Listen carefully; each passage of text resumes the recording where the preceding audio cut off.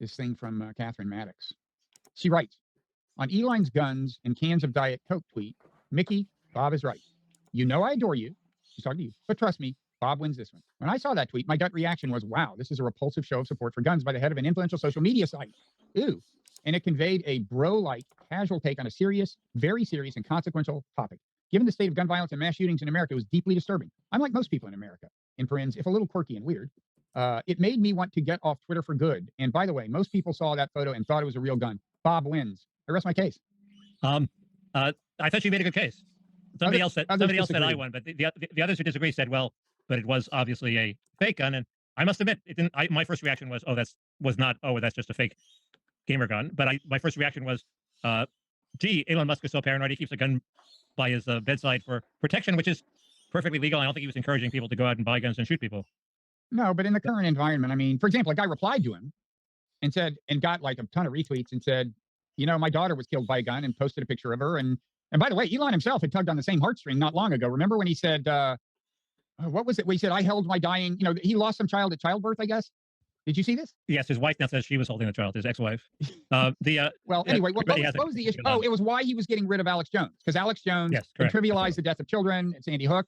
Yes. And I just thought about that, like, he was saying the reason I'm making this ruling is because of the way it affects me personally. I'm sorry. Yeah. That's not the way it should be. If you don't, that's not the way the Supreme Court rules. Like, oh, by the way, this one thing happened to me and it really got He's not the Supreme Court. He's the maitre d' at a Viennese coffee house, and he's still troubled by the death of his child. So what? He's running a free.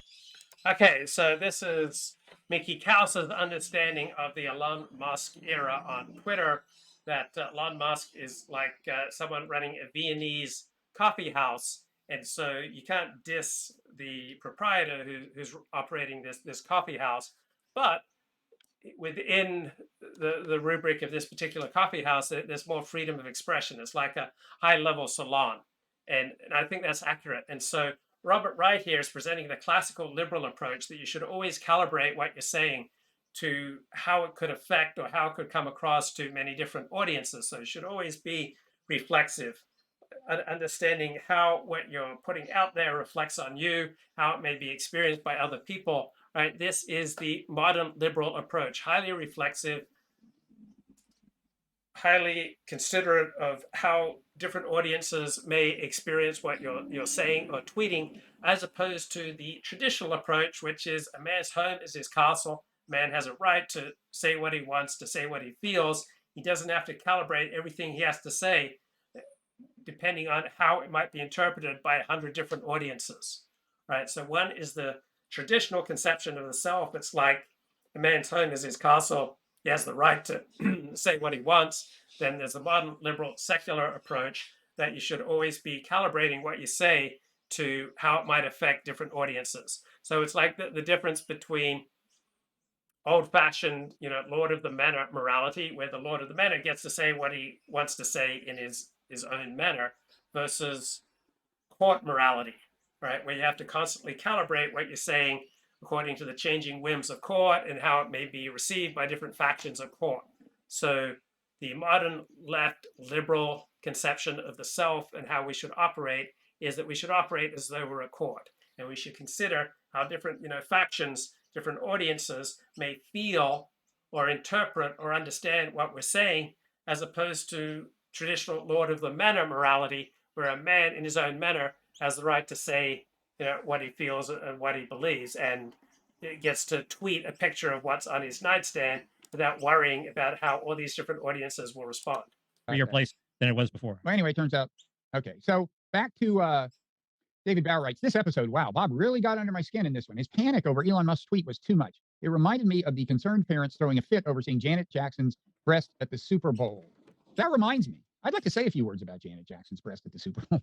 The thing that bothered me about that, Mickey, was that it encouraged guys to do that to girls. Yeah, it was like stylized rape. And what's interesting is it got no blowback, I think, from the feminist community. This is like pre-Me Too. I wonder if the reaction would be different, because everybody took it as a conservative versus liberal thing on kind of free speech, and oh, you're freaked out by a nude image, oh, and blah blah blah. No, it wasn't that. Although I think that's a little weird too at halftime in the Super Bowl, frankly. But it's going all over the world to all these different cultures, and they're forming their whatever. But no, it was the rape aspect. So yeah, David, you're right. I'm freaking out over that. I'm freaking out over Elon. David says, have some faith in humanity, Bob. Sorry, I don't. So there. We haven't talked about this Janan Ganesh essay on Twitter, which I'm happy. It's almost a month old, so it's over a month old. So I'm happy to save it for another day if you want. No, go ahead. Yeah, Janan Ganesh is columnist for the Financial Times, always billed as the finest columnist on planet Earth, because he has an incredible range. He can talk about foreign policy, he can talk about economic policy, he can talk about high literature, and he does it all. And he's a very good writer. And he quit Twitter, and he said he tried to ask himself, why did he quit? It wasn't because the usual reasons that he was attacked or it's vapid. He said the thing that only somebody who sees himself as an incredibly high status writer would write.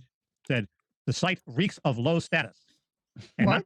not because. Sorry, He said that? he said that. He said the unsayable. He took the snob attack on Twitter, and he admits there's a lot of good on Twitter. Much of Twitter is conducted in a certain voice, or what might be called a home key.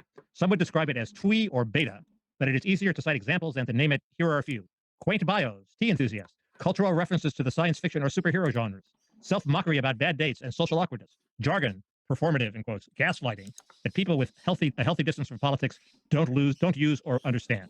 The site is often likened to a town square, but evokes more closely a pub on quiz night. There is that sense of people finding camaraderie and having no better options.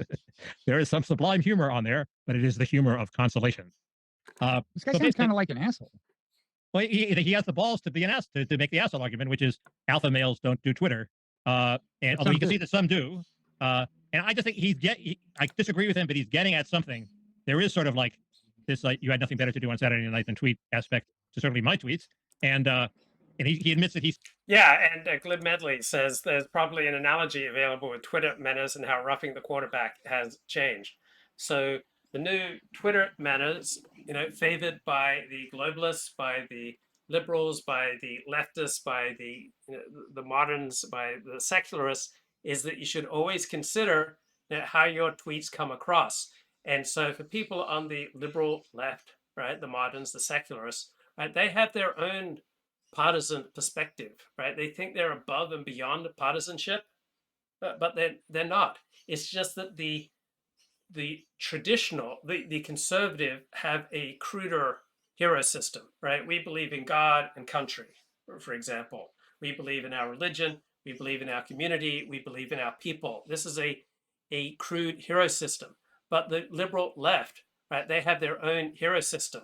It's all about what's sophisticated, what's shows openness to new experience. It's about what shows elevated taste that distinguishes them from the hoi polloi. Right. So everyone's got a hero system, but people on the secular left, the liberals, they don't think they have a hero system. They think they're beyond all hero systems. They think they're beyond partisanship. They just think they're pragmatic. They just think that they are unbiased pursuers of the truth, but they are just as partisan as the right. They also have their hero system, all right? But their hero system is designed around, esoteric tastes, kale for salad, art that doesn't have any kind of definitive message or ending, right? They have their own sophisticated partisan perspectives, but they don't recognize it. So here is this Financial Times columnist saying he's quitting Twitter because the hoi polloi are using Twitter. The regular people really are using Twitter. It's not for the elites, and he really just wants to be with the elites. He saw himself shifting into this morass of midwit beta humanity, which is why he quit. But the other thing is, in addition, I'm sure there are hundreds of reasons to attack this, and it's worth reading just because it's so well written. But it has first, there are a lot of alpha males who are on Twitter, alpha females. My test is Maggie Haberman, the best chronicler of Trump. You caught her in some egregious bullshit a couple of weeks ago, but basically she's the person who found out what was going on in the Trump White House, and she also provides a valuable public service in terms of if you wanted to find out what was happening now, what happened today. I was trying to tell a friend where they should go to find out what happened today, and I couldn't come up with anything better than just go to Maggie Haberman's Twitter feed and read what she wrote. So the things she retweets. So she's better than the Drudge Report at that. If she leaves, Twitter will be really the much more of a place of beta humanity. But the other thing is people find out things on Twitter that they can go be alpha about. Megan Haberman finds out things on Twitter. I bet Janan Ganesh found out things on Twitter. What do you mean that they can go be alpha about? In other words, if I were an alpha male, I would read this thing about the Fed, this Fed study that people are quitting the labor force because of low status, and I would go write a powerful, attention-getting tweet or column about it if I were a columnist. But I would only have found out about it because of Twitter. Actually, I found out about it in John Ellis's Substack, but he tweeted about it too. So alpha males need the info that is on Twitter, and Twitter is an incredibly efficient conveyor of that sort of info. So the idea that alpha males should get off Twitter because they will sink into beta-ness it's a two-edged sword. They will also find less ways to show how alpha they are. And they'll eventually become out of it and be criticized as aging boomers and why doesn't George Will retire already? George Will has actually had some really good recent columns, so he's a bad example. But I like Twitter. I mean, it has a lot of potential. It's just that it has this almost inherently tribalizing feature, and that's this dynamic. And that's if you look, he's not talking about that. I know he's not, but I'm just explaining. Yeah, no, he's just being a fucking snob. So for Robert Wright, tribal is bad, right? For Robert Wright, a typical secular liberal lefty modernist, tribal equals bad. But there's no inherent reason why Robert Wright's worldview or the left liberal modern secular perspective is any inherently superior to the tribal perspective, right? There's nothing inherently good or bad about being tribal. In some circumstances, being tribal is an adaptive response, right? There's a reason so many people have a tribal response, and that's because it is evolutionarily adaptive in many circumstances. In other circumstances, a less tribal approach is more adaptive. The world is constantly changing around us. Sometimes a right-wing, tribal, selfish, self-centered, my family, my extended family, my tribe first before every other group. That is the most adaptive response. In other circumstances, openness to new experience, openness to strangers, being willing to learn new ways of organizing communities is a more adaptive response. That's why we have the left impulses and the right impulses. Both impulses have proved evolutionarily adaptive. It's just funny that Robert Wright doesn't recognize that his own fear and loathing of tribalism is just another partisan approach. He thinks that the non-tribal cosmopolitan approach is beyond partisanship, is beyond tribalism, but it's just a different form of tribalism, right? It's the tribalism of the quinoa class, of the kale class, of the university educated class, of the globalist class. I don't give a shit. He's just like, what a dick. I mean, like, oh, pub night. So you walk into a pub and you see people having fun doing the trivia quiz or whatever, and you turn your nose up at them and like, oh, I bet they don't have a column at the FT. This guy just sounds like a total dick. But maybe he's not. Maybe I'm wrong. He's just sounding like one in this moment. But, go ahead. Well, go ahead and reply to that. Defend him. I was going to read another sentence that confirmed your suspicion. That's what I want to hear. Bring it on. Instagram and LinkedIn don't have this problem. Both groups, people on those sites, intuit something about life that is often lost on more outwardly intellectual tweeters. Projecting success, even when it doesn't exist, can work. Swagger can be self-fulfilling. Twitter doesn't swagger. Wait, Twitter doesn't swagger? There's a ton of performative shit on Twitter. What does he mean? Well, he means that it does. He's thinking the performative stuff doesn't. It's faux swagger. It's not carry enough actual projection of success. No, he's just missing that part, I think. There's a ton of swagger on Twitter. It's one of the most annoying parts of Twitter. People like him swaggering. But people, I don't know if he's swaggered on Twitter, but people we follow don't swagger. And yet you would have a swagger. Who? I'm not gonna name names. People you follow like not in a hate watch way. No, I mean let's see. I mean I'm trying to, there's a lot of performative. I mean we're all performative to some extent. One of the here's a big swagger. The guy who did Lawfare, and when Trump was going to go down, Ben Wittes. Oh my God. He had a little cannon that went off. Boom. He's so insufferable. Trump is going down. He's actually a very smart guy and nuanced. Smart, yeah. But and I assume you'd like him if you saw him in person. But his Twitter persona was swaggering. No, it's okay. So he's just wrong on this. He's also the guy who went out, shown some light on the Russian embassy. Anyway, what's this? I talked to you about. I mentioned this. He had some spotlight that right. Some pattern on the Russian embassy. Right. But no, I mean Lawfare is just like Blob Central. Also, what he says about Twitter. These are narrators of events, not initiators of them. The elite don't tweet, I want to say, but some of them do, including its new owner. It just happens to cheapen them. I wouldn't say it's bringing out the best in Elon. It's humanizing him. Yeah. Anyway, to get back to him, people wonder, there are people who continue, I think, to mistake my critique of Elon as an ideological one. It's really not. And Glib Medley said 40 is identifying with the hoi polloi with his pronunciation of quinoa. Quinoa. Quinoa, right? I think that's the proper way. Quinoa. Quinoa. All right, what's the British? Wait, that's the British pronunciation. So let's switch to the American pronunciation. Quinoa. Oh, it's the same. Quinoa. Although I disagree with him, and my reaction to his gun tweet is ideologically tinged, but the larger critique is I actually had some hope. I mean, I was not basically I worried that he would make Twitter worse, but I thought I might be wrong about that. I was not wrong, and because my big thing is we don't need more tribalizing dynamics right now at this point in American history, and he's making it more tribal, not less. Wait, you said it. You said right. So tribal is simply equated with low class, primitive, medieval. Hidebound by all these ancient, outdated, old-fashioned ways of organizing life. This is the modern liberal left humanist secularist perspective.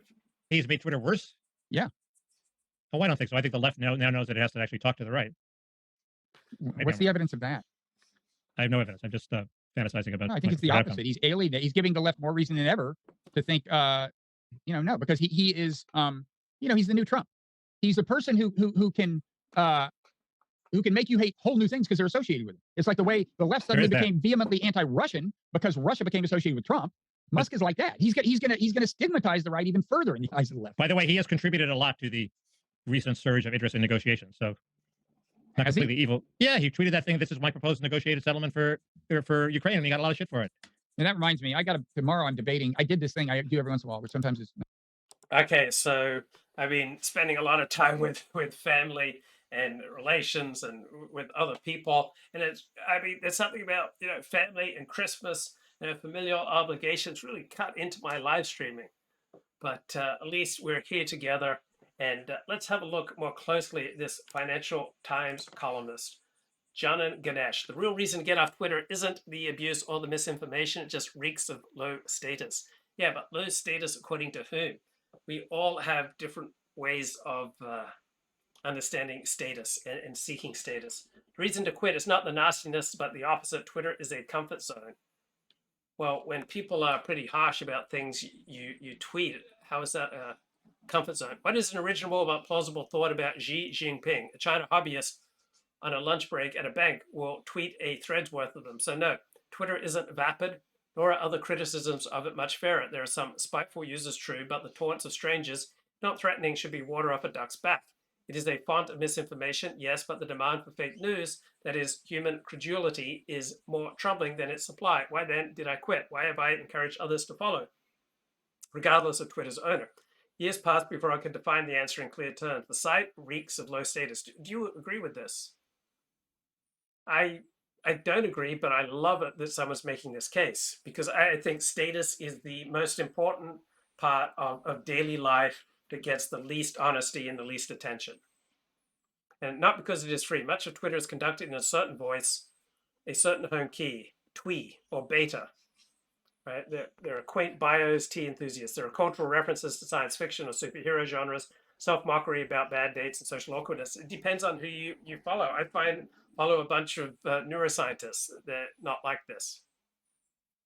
Jargon, performative, gaslighting that people with a healthy distance from politics don't use or understand. Site is often likened to a town square, but evokes more closely a pub on quiz night.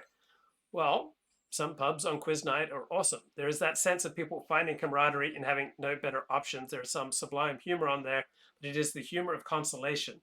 You can, I am convinced, catch a certain kind of personality from Twitter. I'm convinced it was happening to me. Instagram is a tease for their pouting selfies and try-hard glamour. LinkedIn users are difficult to take seriously in their bumptiousness, but both groups intuit something about life that is often lost to more outwardly intellectual tweeters. Projecting success even when it doesn't exist can work. Swagger can be self-fulfilling. Twitter doesn't swagger. Its gait is an ironic shuffle. Well, here's the thing about irony. It gets nothing done. I don't agree with this. I mean, there are a lot of very smart, important, influential voices on Twitter. There is no one trait that links all the high performers in sport, art, politics, commerce that I've had occasion to meet, but the nearest thing is a slightly humorless approach. It is the kind of personality that gets short shrift on Twitter, which is part of the site's charm, but also what leaves it with an anti-aspirational feel. Think of the professions that set the tone of the site. Journalists, comics. These are narrators of events, not initiators of them. The elite don't tweet, I want to say, but some of them do, including its new owner, just so happens to cheapen them. It's, yeah, social media or things you do online, it's very easy to say things that you wouldn't normally say face to face. It's easy to share dark things that you normally wouldn't share face to face. It's easy to have a grandiose conception of your own abilities that you wouldn't have in face to face interactions, right? There are perils of the e-personality, but it's not just especially on Twitter. There isn't even the consolation that ironic self-effacement is a sign of good and modest character. It often indicates the opposite. Orson Welles once went on a violent rant about Woody Allen, whose timidity he saw as a species of arrogance. Self-mocker, after all, is still talking about the favorite subject.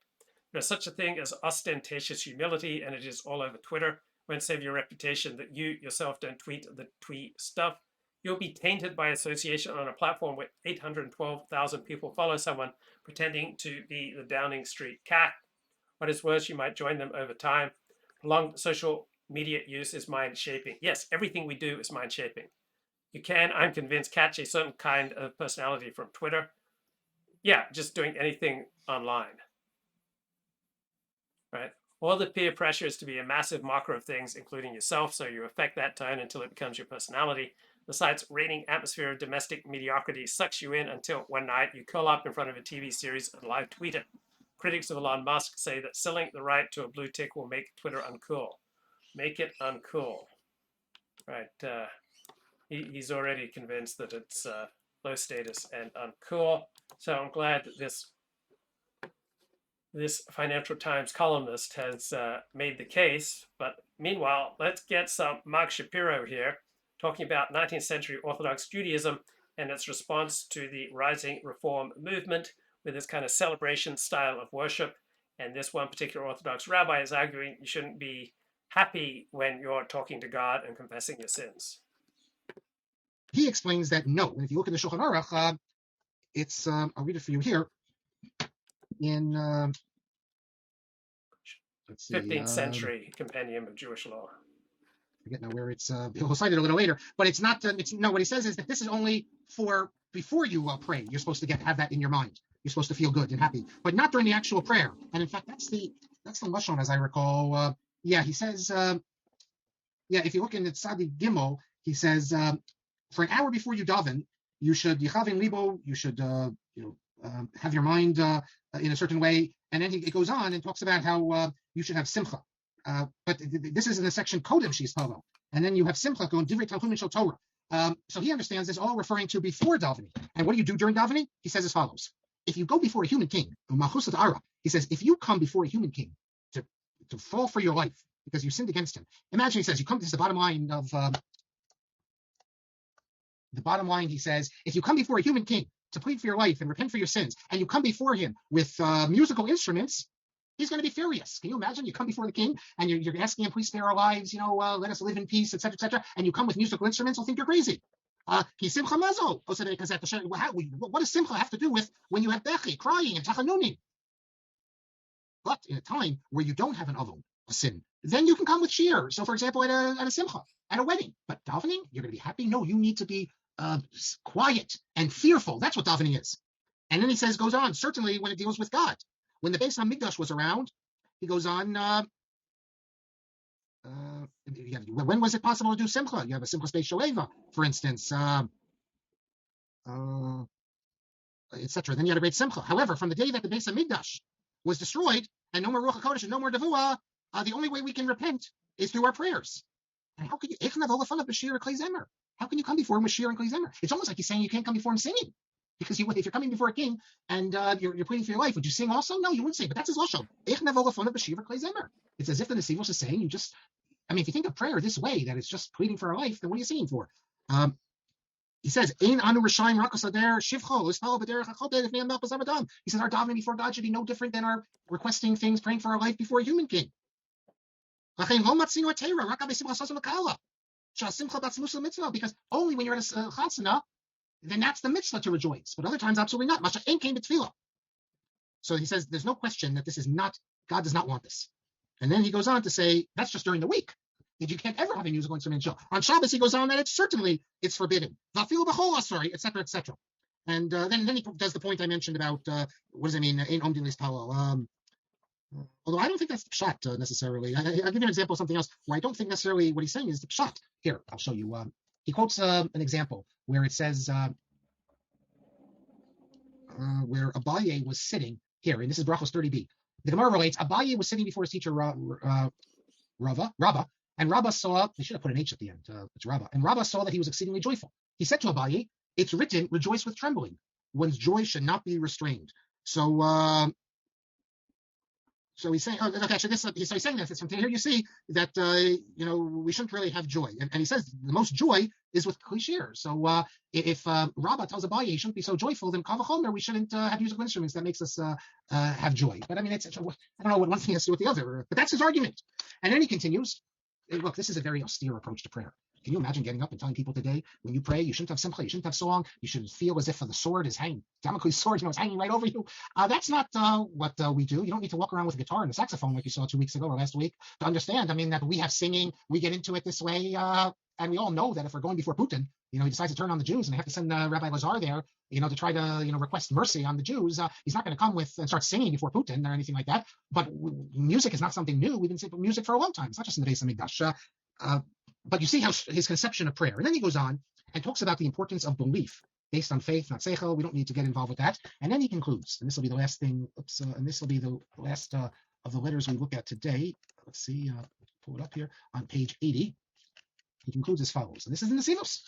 Most people don't know that in the Nesivos. They just know him from his halachic writings. They don't know him from this letter. On page 80, he concludes the paragraph beginning... where is it? The Velo. It's not actually the conclusion, but he says Velo. What does he say? Listen to this. After explaining how you have to be a good citizen and all this stuff, he says, not just us, the Bnei Yisrael, are obligated in this, but every nation and language is obligated in this, as we've seen that the Malchus and the Shiltonim, the governments in every Medina are makpid. All governments insist that people be connected to their particular religions. They shouldn't be in they shouldn't be split up. They shouldn't be divided into different groups where everyone does what they want. Because in this, the whole nation depends on the fact that everyone stays connected to their religion, not make new religions. So already you see here, again, this is the point we have. He's saying that the reformers they're not loyal. They're creating a new sect. That's something dangerous. The government won't want this. So we can use this to shut them down. But then he goes even further. He says, for all arguments and disputes between one man and another, if there's no witnesses, the only way we can determine who's lying if there's no witnesses is we make them take an oath. And the whole purpose of the oath is only based on whether you believe. What he's saying here is that those who have no religion, namely the reformers, are not regarded as trustworthy people. Their oath in a court of law would not be acceptable.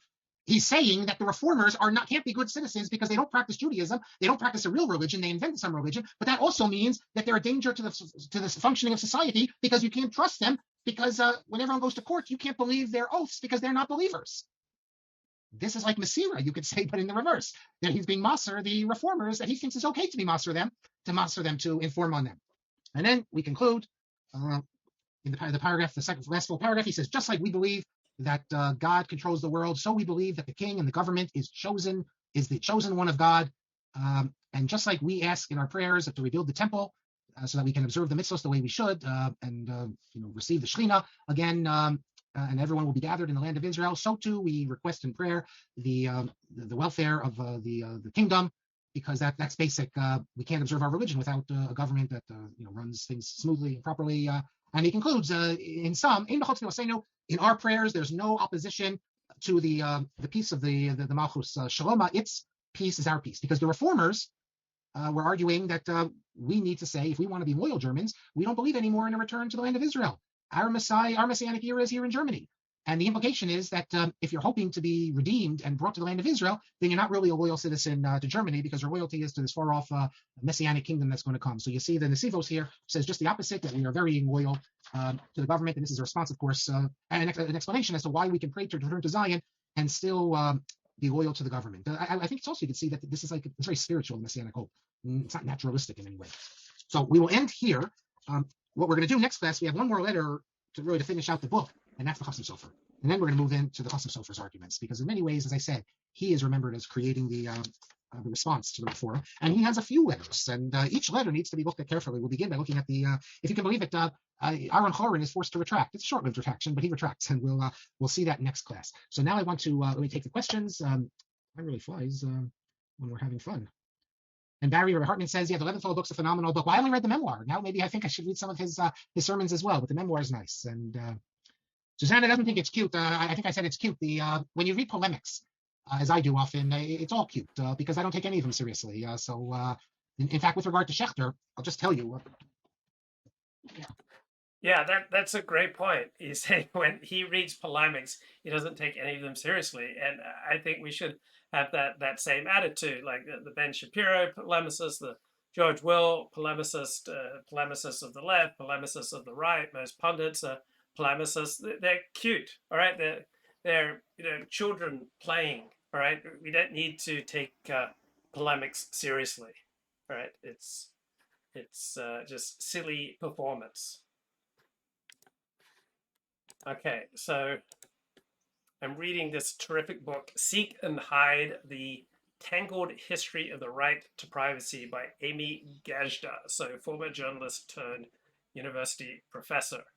And so she talks about Alexander Hamilton and Thomas Jefferson were, encouraging or writing all this scurrilous, privacy-destroying material about each other. So Hamilton was making the case that Thomas Jefferson was, having sex with his slave, Sally Hemings.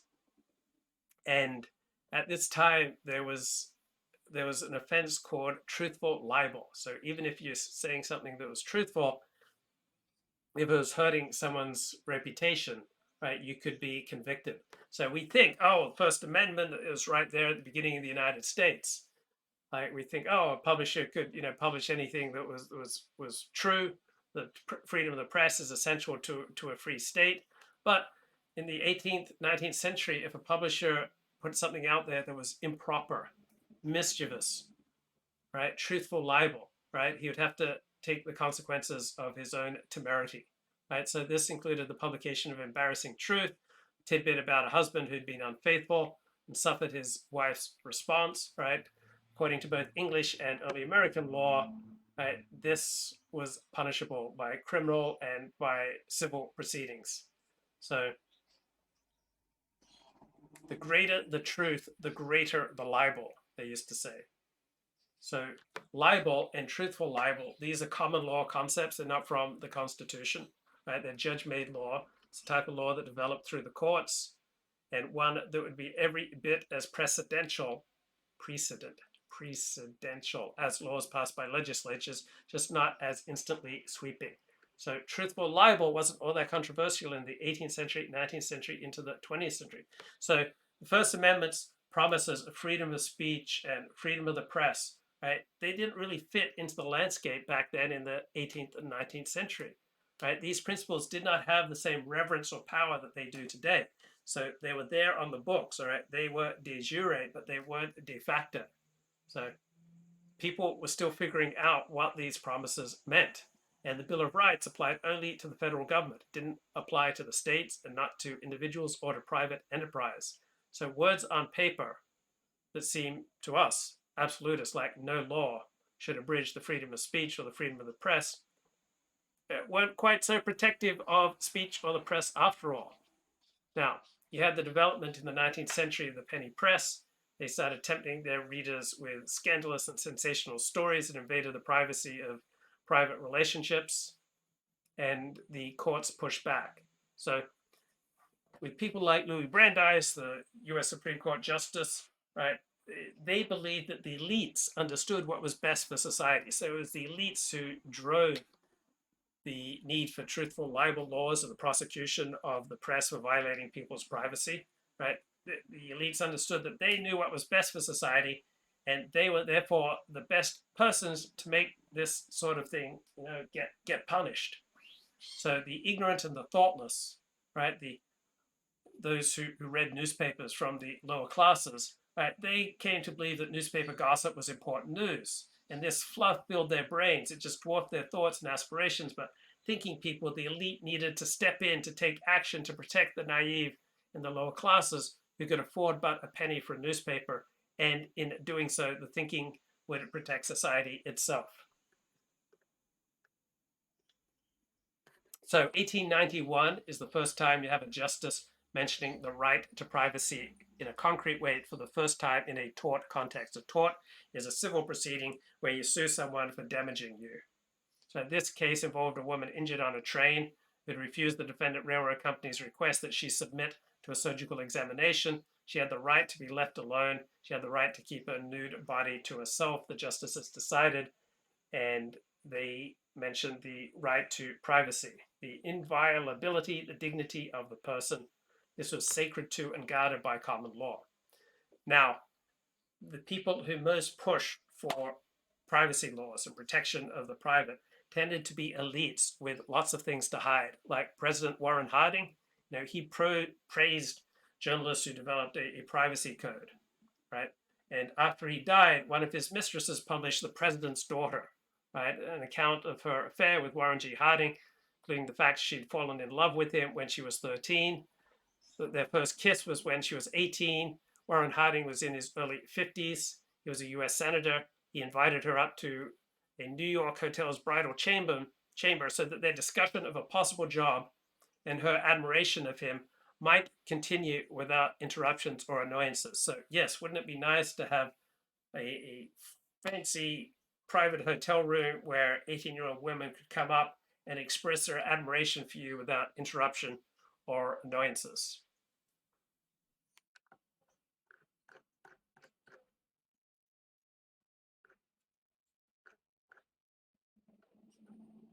Okay, in 2016, the highest court in the United Kingdom told its newspapers that they could not publish a story that had been widely distributed on the internet about a man identified as PJS who was married to a major celebrity and yet had an affair with two others. This publication was deemed a clearly unjustified invasion of privacy, the United Kingdom highest court ruled. Right?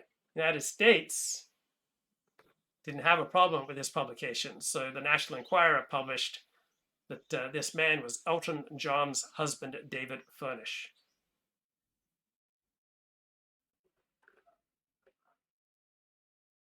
Now, during the 1960s, 1970s, into the 1990s, the Supreme Court ruled that speech that embarrasses, private individuals doesn't lose First Amendment protection, and that such speech that offends does not need to be suppressed in the marketplace of idea, that the First Amendment requires adequate breathing space, and so press responsibility can't be legislated and is not mandated by the Constitution.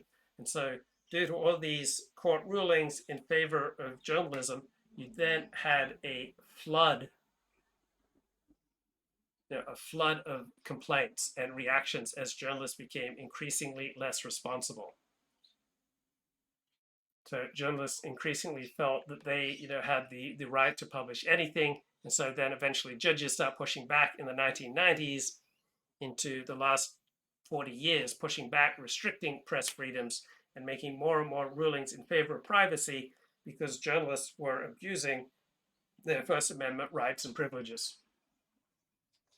So in 1977, the US Supreme Court protected the news media for reporting the name of an 11-year-old boy who'd been arrested and for videotaping him as he left court, all in violation of a lower court order.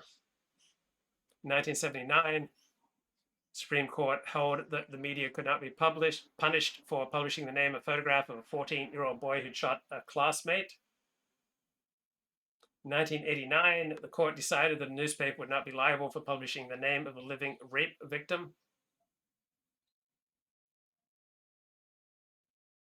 So there was an increasing celebration of press freedom through the 1970s, 80s, and 90s. There was an ever-growing sense that the public had all this right to know certain information, even if individuals found it embarrassing. So there's one book about Supreme Court decisions written for journalism students explains that absolutist views on press rights from concurring dissenting justices of the US Supreme Court would appear more often in its pages without apology because its journalist author felt most sympathetic to that point of view. Legally, the right of privacy is not a major impediment to reporters and editors who seek to tell us about what is going on in the world. So in 1970, Newsweek magazine suggested that privacy was dead. Look magazine told its readers that sexual privacy was dying, that protection of sexual behavior had arisen in Victorian times. There was no longer a need for it. Time magazine suggested that in First Amendment cases, it was clear that the news media had prevailed in the court of law. By 1997, Time magazine reporters confirmed that Americans' right to be left alone had disappeared. They had a cover story on the death of privacy.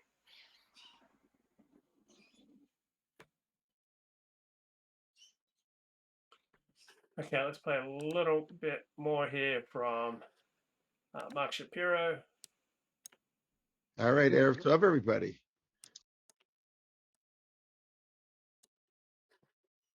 Okay, That's come a on, serious mate. mitzvah, I think. Or finishing a Masechta. But I think that we don't have bar mitzvahs with dancing during Sefirah, except it's on Shabbos. That's my recollection. But he says there's no issue at all. Put this over here. Yaakov. The challenges is me when I said that I think the real meaning of the Hadron is that we'll return to you, you'll return to us. And I said it's probably a drash, like a nice homiletic, that the Hadron means our glory upon you, your glory upon me. And Jacob argues, no, just the opposite. That's the actual meaning. Well, I tell you, if you look in Sperber's book, Volume 1, Minhagei Yisrael, Chapter 18, he brings both. There's big authorities on each side. Part of the issue is that there is a mistranslation. I thank you, Jacob, for pointing it out. Although it's usually translated as Hadron, Hadaron Alach, Masachas Brachos, let's say, Hadaron Alach, that we will return to you. As Jacob points out, it can't mean that because you'd have the Nun preface if that was the case. So what it really means, however, is Hadaron Alach, we returned upon you, and you returned upon us. Whatever that means, it's a little strange. But later, then it says, that's the future. So it says, we will not forget you, and you will not forget us. So you get both, I guess they're both right. Now I'm going to get to what I said about the confirmation, because I promised about mitzvah. And the one who asked me about Beryl Wine's book, the new book, which is very relevant, it's all about orthodoxy and the defense of orthodoxy. It's very relevant to things we're doing in this class. I'll mention that next class. I took some notes on it, and there's a number of mistakes I'll point out, so much so that I believe, he's no youngster today, that I will show you things where I find it hard to believe he wrote it. I think he had an assistant, and there's just certain things that I don't believe he could have written. Well, just for instance, I am certain, I know that Rabbi Wine knows that Yeshiva University is spelled without an H at the end. So when you have Yeshiva University, not just once, but again and again, spelled with an H, I have to think that some copy editor, and he didn't read over, someone put that in. And I'll show you other examples of that as well, and I'll take issue with some of the things that Rabbi Wine says. Okay, that's Professor Mark Shapiro talking about the rise of Reform Judaism in 19th century Germany and the rabbinic response. Okay, mate, let's talk about Los Angeles Times article. This was big in the news a couple of weeks ago. Colorado Springs wrestles with its religious anti-LGBTQ past after a gay nightclub shooting. Colorado Springs, when officials unfurled a 25-foot-long rainbow flag in front of Colorado Springs City Hall this week, people who gathered to mourn the victims of mass shooting of a popular gay club couldn't help but reflect on how such a display of support would have been unthinkable just days earlier. With a growing, diversifying population, the Colorado city, nestled at the foothills of the Rockies, is a patchwork of disparate social and cultural fabrics. It's a place full of art shops and breweries, mega churches and military bases, a liberal arts college and Air Force Academy. But last weekend's shooting has raised uneasy questions about the lasting legacy of cultural conflicts that caught fire decades ago and gave Colorado Springs a reputation as a center of religion-infused conservatism, where LGBTQ people didn't fit in with the most vocal community leaders' idea of family values. For some, merely seeing police being careful to refer to the victims using their correct pronouns this week signaled a seismic change. For others, the shocking act of violence in a space considered an LGBTQ refuge shattered a sense of optimism that had spread from the city's revitalized downtown to the sprawling subdivisions on its outskirts. Okay, so what the hell was going on in Colorado Springs that was so anti-gay?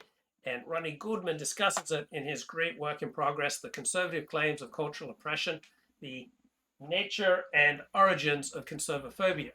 So he makes the point that the cause of gay rights, ever increasing LGBTQ rights, is just another arena on which the anointed, right, the liberal, left, modern secularists dominate the high ground in most of our institutions. They dominate the means of cultural production. And this is just another arena in which the anointed prosecute their long war against the benighted, right, those with more traditional and conservative tastes. So we're talking about the court case of Romer versus Evans, which invalidated on equal protection grounds an amendment to Colorado's state constitution, right? The people, right? Democratic processes work. The people passed Amendment 2 that would have barred municipalities from enacting pro-gay anti-discrimination ordinances. And the late Justice Antonin Scalia observed, when the court takes sides in the culture wars, it tends to be with the knights rather than with the common people. More specifically with the Knights Templar, meaning the elites, reflecting the views and values of the lawyer class from which the court's members are drawn. Right? Court rulings tend to align with the sentiments, the partisan preferences of the lawyer class. Right? How that lawyer class feels about homosexuality will be evident to anyone who wishes to interview job applicants at virtually any of the nation's law schools. The interviewer may refuse to offer a job because the applicant is a Republican, because he is an adulterer, because he went to the wrong prep school, or he belongs to the wrong country club, because he eats snails, because he is a womanizer, because she wears real animal fur, or even because he hates the Chicago Cubs. But if the interviewer should wish not to be an associate or partner of an applicant because he disapproves of the applicant's homosexuality, then he will have violated the pledge which the Association of American Law Schools requires all its member schools to exact from job interviewers: assurance of the employer's willingness to hire homosexuals. So I've gone to jobs where it's quickly very clear that the employer, that the organization, right, that this corporate structure was never going to hire an Orthodox Jew. They had no interest in hiring an Orthodox Jew because they loathed, feared, despised, or uncomfortable with Orthodox Jews. But that prejudice is protected. You can refuse to hire Orthodox Jews, right? You can't refuse to hire Jews, but effectively, you can't be sued for refusing to hire Orthodox Jews.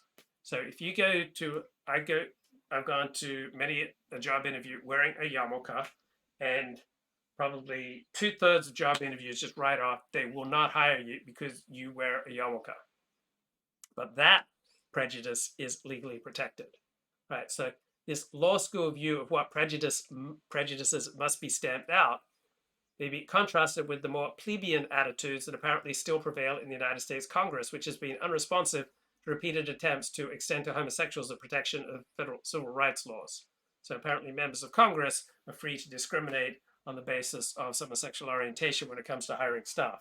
So the real equal protection question raised by this court case is not whether gays are to enjoy equality with heterosexuals, notwithstanding the prejudices of Coloradans, but whether the prejudices of the ordinary Americans are to enjoy equality with the prejudices of the liberal elites. Right? The prejudices of the liberal elites are protected by law. They are free to never hire an Orthodox Jew, or to never hire a Republican, or to never hire a member of the NRA. Right? That is legally protected. Right? So the modern secular liberal left elites purport to stand for equality, but they stand for inequality inasmuch as they are privileged to shield their own prejudices, say against Orthodox Jews or gun owners, from the scrutiny they routinely mete out to trads. So the modern secular left elites routinely avail themselves of the right to base their employment decisions on irrational factors like appearance, demeanor, personality, religiosity, right? These are not directly germane to job performance, narrowly construed, but are highly relevant to maintaining a workplace environment that reflects the liberals' sensibilities and self-image. Yet this is a privilege they reserve to themselves alone. They believe themselves more tolerant than regular Americans. But Justice Scalia argues that the liberal elite support for gay causes is an easy outlet for moral preening. It's not an expression of principled cosmopolitanism. The cosmopolitanism is nowhere to be found when it would conflict with the liberal elite's own prejudices, such as against religious people or gun owners. So people on the left see this as a standoff between enlightenment and dark intolerance. But people from the right see this as a clash of prejudices. Like liberals argue that Amendment 2 placed a unique burden on homosexuals that was not suffered by heterosexuals. But conservatives retort that the invalidation of this democratically passed Amendment 2 placed a unique burden on popular culture that was not suffered by elite culture, right? Their prejudices are protected, ours are not. So liberalism is always pushed through indeterminate abstractions like equality, but the concrete implementation of equality always engenders new forms of inequality. So liberals are blind to the self-righteous censoriousness that conservatives detect in them, because liberals will not recognize that inequality will always be conserved in some shape or form. They've merely chosen to conserve it in their own favor, and then they label this as progress.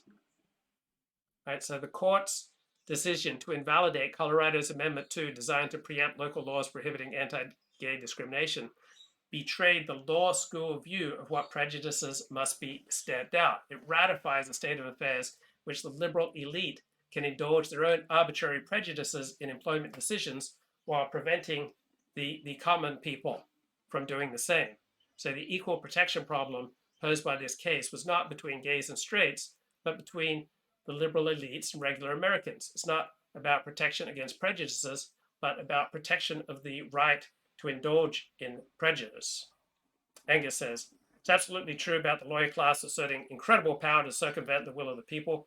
Trads are simply going to have to build large support networks where they work together across religions. Same people who are buying Teslas as an expensive virtue signal are now looking to ditch their Teslas. They don't like how Elon Musk has allowed conservative voices on Twitter.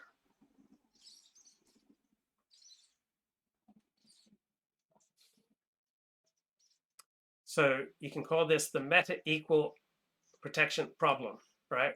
We're addressing not the victims of prejudice, but its bearers, the prejudicial privileging of some prejudices over others. The meta-equal protection violation discerned in conservative claims of cultural oppression is that liberals wield the power of the state and of elite social institutions to attack, denigrate, and deny other people's illiberal hierarchies, while their own hierarchies and prejudices remain hidden from view, insulated from what would be analogous forms of criticism, regulation, and interference. So this is the difference between modern liberals and pre-modern conservatives. This is the central core of the liberal privilege that grieves the latter. So when Nietzsche writes that almost everything we call higher culture is merely the spiritualization of cruelty, and it's becoming more profound, becoming more refined. That the older forms of cruelty offend the new taste. The art of wounding and torturing others with words and looks reaches its supreme development in times of corruption. So liberalism is this higher culture. This is what permits liberals to sublimate, to intellectualize, to etherealize the authoritarian impulses that conservatives express more crudely in ways more visible to the naked eye. So primitive man was a natural peacock, right? He was open in his self-display and in his self-glorification. But liberal elites play the same game, only not as openly. Right? Liberals and conservatives play the same game, but the conservatives come across as more primitive and more crude in their hero system and in their prejudices. Right? The conservative and traditional hero system is less subtle and less disguised than the hero systems of the liberal left. It is this disguising of their hero system is what the ethos of disengaged self-control and self-reflexivity, meaning constantly monitoring how your words and speech affect others, that's what enables liberals to pull this off. So this allows them to spiritualize all the impulses they would prefer to associate with conservatives and thereby indulge their prejudices under a veneer of cultural, political, and historical sophistication. So this liberal perspective is at its most plausible when it comes to something like the constitutional nullification of anti-homosexual sodomy laws, as in Lawrence versus Texas. So this nullification may be formally hegemonic with respect to those who wish to monitor other people's bedroom activities, now prevents them from doing so. But substantively, the ruling upholds democracy, autonomy, and tolerance, as it is not endorsing any particular view of what should happen in those bedrooms. However, the question becomes more complicated in other contexts, such as Romer versus Evans with Colorado's Amendment 2. Right, the decision nullifying Colorado's Amendment 2 on equal protection grounds. Right, this was promoted in reaction to municipal ordinances prohibiting anti-gay discrimination in liberal havens such as Boulder, Aspen, and Denver. So Amendment 2 would have repealed those ordinances and prohibited the enactment of similar ones in the future. Now, this measure was defended on traditional conservative grounds as an expression of the citizens' moral disapproval of homosexuality through their employment and rental decisions. So Amendment 2 was defended as creating a substantively anti-hegemonic domain. Its defenders viewed the liberals who succeeded in overturning it as agents of hegemony, that means power, working to curb the autonomous self-expression of Colorado citizens. So the democratically expressed wishes of Colorado citizens had to be smashed. Democracy had to be smashed for the liberal elites to maintain their power. So conservative censoriousness has been merely replaced by liberal meta-censoriousness. So the court's central justification for invalidating Amendment 2 was that it violated Equal Protection Clause. And so it imposed a broad political disability upon an entire class of persons. It ran afoul of the Equal Protection Clause because it identifies persons by a single trait and then denies them protection across the board, because the resulting disqualification of a class of persons from the right to seek specific protection from the law is unprecedented in our jurisprudence. So this Amendment 2 would have required gays and lesbians to seek political redress through the state's procedures for amending its constitution. By contrast, other groups unaffected by the law could continue to pursue their aims through ordinary political channels.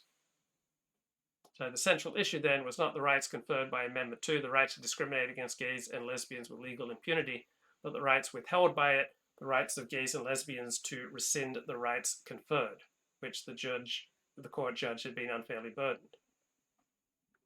So the state's purported interests here have been dismissed as mere pretext for animus. So the rationality of Amendment 2, right, was defended along a number of lines, including the state's legitimate interest in conserving resources, preserving its traditional morality, safeguarding freedom of association. But the court was not persuaded. Right? It did not address the broader questions of whether moral disapproval can qualify as a rational state interest. It refused to credit this motivation. So the court determined that Amendment 2's sheer breadth is so discontinuous with the reasons offered for it that the amendment seems inexplicable by anything but animus towards the class it affects. So therefore, Amendment 2 could bear no rational relationship to any legitimate state interests. So this reasoning, Justice Scalia argued, was contrived and without legal precedent. So the central thesis of the court's reasoning is that any group is denied equal protection when, to obtain advantage or to avoid disadvantage, it must have recourse to a more general and more difficult level of political decision-making than others. The world has never heard of such a principle, which is why the court's opinion is so long on emotive utterance and so short on relevant legal citation. And we could say the same thing about the US Supreme Court's ruling mandating legalization for gay marriage. Seems to me most unlikely that any multi-level democracy can function under such a principle. This is the late Antonin Scalia. So the court's holding, pointing to Scalia, is essentially incompatible with what we all recognize to be a state's power to pass laws prohibiting the award of municipal contracts to the relatives of city officials. It is refuted every time a state law prohibiting or disfavoring certain conduct is passed, and such a law prevents the adversely affected group from changing the policy thus established. So any kind of constitutional right places special barriers before those who oppose that right. So Justice Scalia concludes the court's imputation of animus was without legal or empirical foundation. So the court's conclusion that Amendment 2 was inspired by a bare desire to harm a politically unpopular group was nothing short of insulting.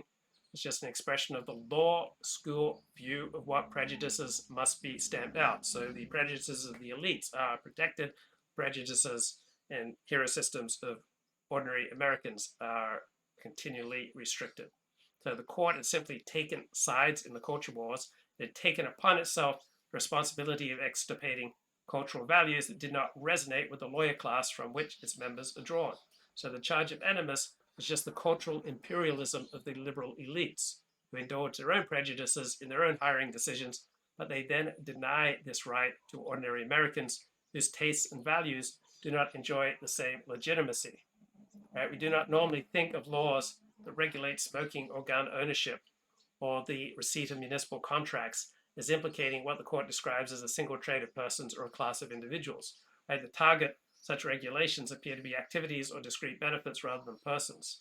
But people who own guns, that may be a major part of their identity. Right? These broad principles announced by the court are inherently unworkable. Right? The desire to smoke, to own a gun, to ride a motorcycle, to be the recipient of a municipal contract, these are not always just ordinary dispositions whose frustration we may resent, but which do not go to the core of personhood and therefore define a social group. So conservatives, trads, we see nothing compelling in this outlook. Why not instead view laws that implicate smoking, gun ownership, motorcycle riding as targeting particular classes of individuals, single traits of persons, and view laws that implicate homosexuality as targeting behaviors and only derivatively those who undertake them? There are plenty of gun owners who see gun ownership as integral to their identity. It's a source of human dignity, no less important than the right to have an abortion or to marry a member of the same sex or to engage in homosexual sodomy. So if the court would not adopt this perspective, this is because these identities are not compatible with the buffered distance afforded by the liberal left worldview. Right? The traditionalist sees the self as porous. What you do affects me. The liberal left modernist secular approach is that the self is buffered so that even if there's massive amounts of consensual incest between adults going on next door, that doesn't affect me. But that's not the traditional view. It's this idea of a buffered distance between us and other people that allows the court to treat indeterminate broad principles as determinative. Right? These are the lines which the court drew between what goes to the core of our personhood and what is just an ordinary disposition. So if the court's reasoning would not be applied to any statewide regulation of firearms, this is because firearms are relics of our barbarian past, right? The province of other less fortunate peoples. These are just symbols of the violence which the liberal, reflexive, disciplinary, buffered society seeks to extirpate. So some identities, such as owning guns, are legally protected or not legally protected. Other identities, such as the right to commit sodomy, are legally protected. So why are some prejudices protected and others are not? Back to Mark Shapiro. So I do want to talk about the confirmation for a minute. That's a reform, and that's going to be part of our story, depending on how long we continue, because the Reform institute this confirmation, which the confirmation is, it's really an act of the youth confirming his or her faith. So what does that have to do with bat mitzvah? Because I connected them, and we dealt with Rabbi Aaron Volkin, the Rav of Pinsk, and his Zakan Aaron, and I looked in his Zakan Aaron because I thought I remembered it, and I was correct. His language is, he actually uses the word confirmation, and he calls it Chag HaBagrut in Beit HaKnesset. So what does this have to do with bat mitzvah? Well, what it has to do with bat mitzvah is the following, that what the Reform did is they took the confirmation, and then this was the first time that you recognize a girl, a girl reaching an age where she could be, let's say, a member of the community. And then that later morphed into bat mitzvah. It wasn't the Orthodox. And the Orthodox, who did this at first, and the Orthodox always assumed that the bat mitzvah and the confirmation were the same thing, that they're just a practice that was taken first to confirmation, then you change the name. Now, whether that's right or not, we can argue. Just to give you an example, the Sri H, his response to bat mitzvah is the most famous of them all. Well, it's in volume 3, number 93, and he says, he goes, he says, there are those who wish to forbid it because of the luchul koseya. Don't take the non-Jewish practices. And who does he quote? The Zakan Aaron. So the Sri H is saying it's the same thing. That confirmation, bat mitzvah, they all come from the non-Jews, which have then been transformed by the irreligious. And that's the whole basis of his tshuva, where he deals with it. So the whole tshuva here that he deals with that. So that's why you see all these connections between confirmation and bat mitzvah. We have a nice anniversary here because I didn't even realize this, but we are now in the 100th anniversary of the first U.S. bat mitzvah. That's Mordechai Kaplan's daughter, Judith Kaplan. She would later marry Ira Eisenstein, who the son of grandson of Judah David. It's the grandson, not the son of the grandson. I'm forgetting now. Judah David Eisenstein. If you remember he was the encyclopedist. The Otsar Havikuchim, Otsar he had like 15 different Otsars. Now I can't remember if he's the grandson. Yes, he's the grandson of Judah David Eisenstein. Now those books are not used so much anymore because they have better editions. But anyone who used Sfarim 30, 40 years ago, you remember all the different Otsar, Dinim, and Hagim, full of good stuff. The final thing I want to mention gets back to one of the last things we spoke about last class, Rabbi Herman Adler. We were dealing, I think people emailed me about this, about the Tkiyas Shofar at the end of Yom Kippur. So we saw Rabbi Adler with his Beis-Din's suggestion to end in the Eila before, like 7 minutes or so. It doesn't give a time, but that's 7 or 10. That's what you find shuls doing. They end Shabbos. They start Ma'ariv, and that's why they finish Ma'ariv right when it's over. And then they say Havdalah. And that way, they don't have to blow the shofar or anything. So after that, I was speaking to my son, and about this question, it's before Tzeis. So the Shulchan Aruch says that you have to recite Kriyat Shema in the evening after Tzeis HaKochavim.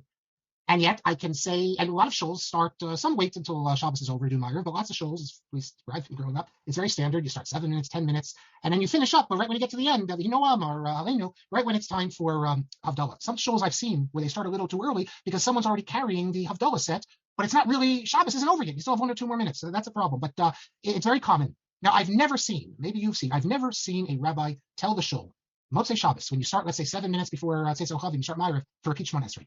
To repeat Shema. Now, why not? You said Shema 5 minutes before Tzeis HaKochavim. Didn't we just say that you have to repeat? You have to say Shema after Tzeis? Furthermore, I'll take it one step further. That shuls, I was in shul tonight. We waited till Shkia. It's I think for a minyan it's a chumrah. I mean, if you have a group, as at Tzibor, the Mishnah Berurah says you don't need to wait, but it's only you don't need to wait to Shkia. There's a stira, this internal stira. But okay, it's just a couple minutes. How many people say Kriyat Shema at night again, the full Kriyat Shema? I think then if the rabbis would say you should, but it's not like they announced it. It's not like you make a big deal, and I think very few people do say it. There is a shita, Rabbeinu Tam, that you don't have to wait till Tzeis HaKochavim to do Kriyat Shema. I think in how I look at the Jewish world, it seems that the Olam, without knowing it, is relying on the Rabbeinu Tam because they don't repeat it.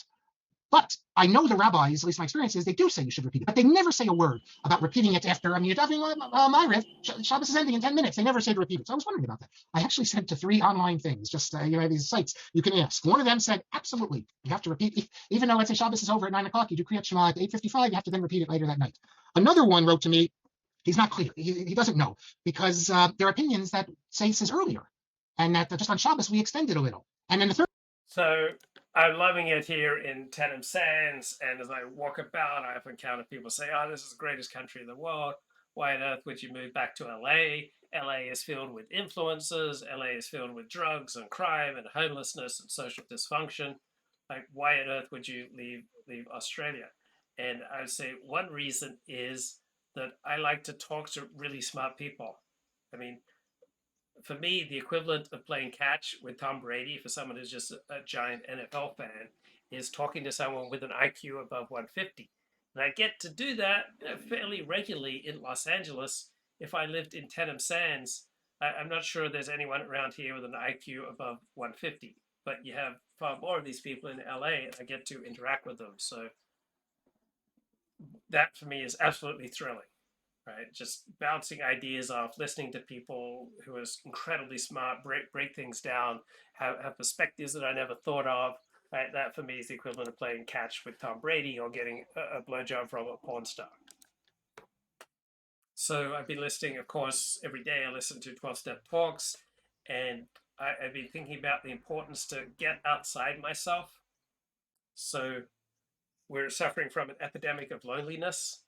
And I was just reading an article about one of the best solutions to loneliness is to take on a volunteer position. So when you take on a volunteer position, right, it helps you to get outside yourself.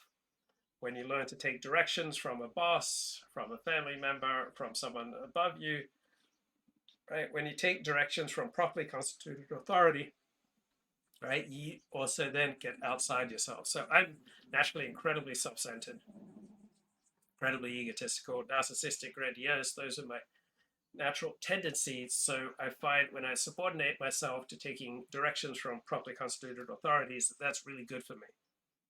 And another way I get outside of myself is to listen to lectures, listen to audible books, right? So I get outside of my own thinking. So let's play a little bit more here from Professor Mark Shapiro while I pull this show together. Third one is Eretz Chemda. I got the Eretz Chemda yesterday. And Eretz Chemda absolutely, he says there's no reason you have to repeat Shema Motzei Shabbos. He says that The Tzeitzah Kochavim that we do, Motzei Shabbos, we extend it because of Kedusha Shabbos, or maybe Tosefes Shabbos, but there's Shitas that hold that an earlier Tzeis is okay, and since it's only a few minutes, 5 minutes or so earlier, you are definitely Yotzei, and there's no reason that you have to repeat it. So, and that's clearly the minhag. Unless in your show they tell you, it wouldn't make any sense, because any rabbi who's going to tell you to repeat Kriya Shema later in the evening is going to say, well, let's start davening at Tzeis. Any rabbi who says we're going to daven 7 minutes before Tzeis is going to assume it's okay, and Eretz Chlenda says it's fine. So that's all I wanted to talk about. Okay, let's have a look at Richard Spencer's Twitter feed. There are a few things worse than alt-proles, he says. This is Toby Robinson playing optics. Quick message, we're in London. We're outside the Ukrainian embassy. This isn't against Ukrainian people, but our government, as are all Western governments, are fighting a proxy war against Russia. They're using our taxpayers' money, people who can't afford whether they're heating or they're eating this Christmas, and they're sending billions and billions without asking a question of any taxpayer, all taxpayers' money, with no receipts of where the money's going. Who's receiving the money, where it's going, and what's it funded? And that's across the West. There's no cause for peace, and people are fed up of our taxpayers' money funding this war. So as we're here, we thought we'd stop off outside the Ukrainian embassy. We're going into London just to send a very easy message. Reads, the UK gives billions of pounds to Ukraine, financing Nazis. You know, all the left-wingers, all these people. You're funding literal neo-Nazis, trained regimental neo-Nazis, okay? And they're taking our taxpayers' money to fight a bullshit war. So, yeah, just a quick message, that's all it is. Quick message, we're in London. We're outside the Ukraine. Okay, what else is on Richard's Twitter?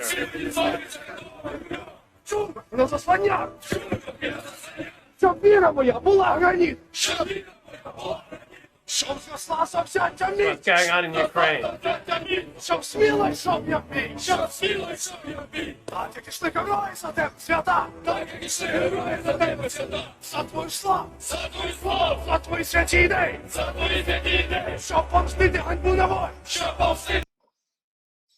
Okay, Christmas in Kyiv.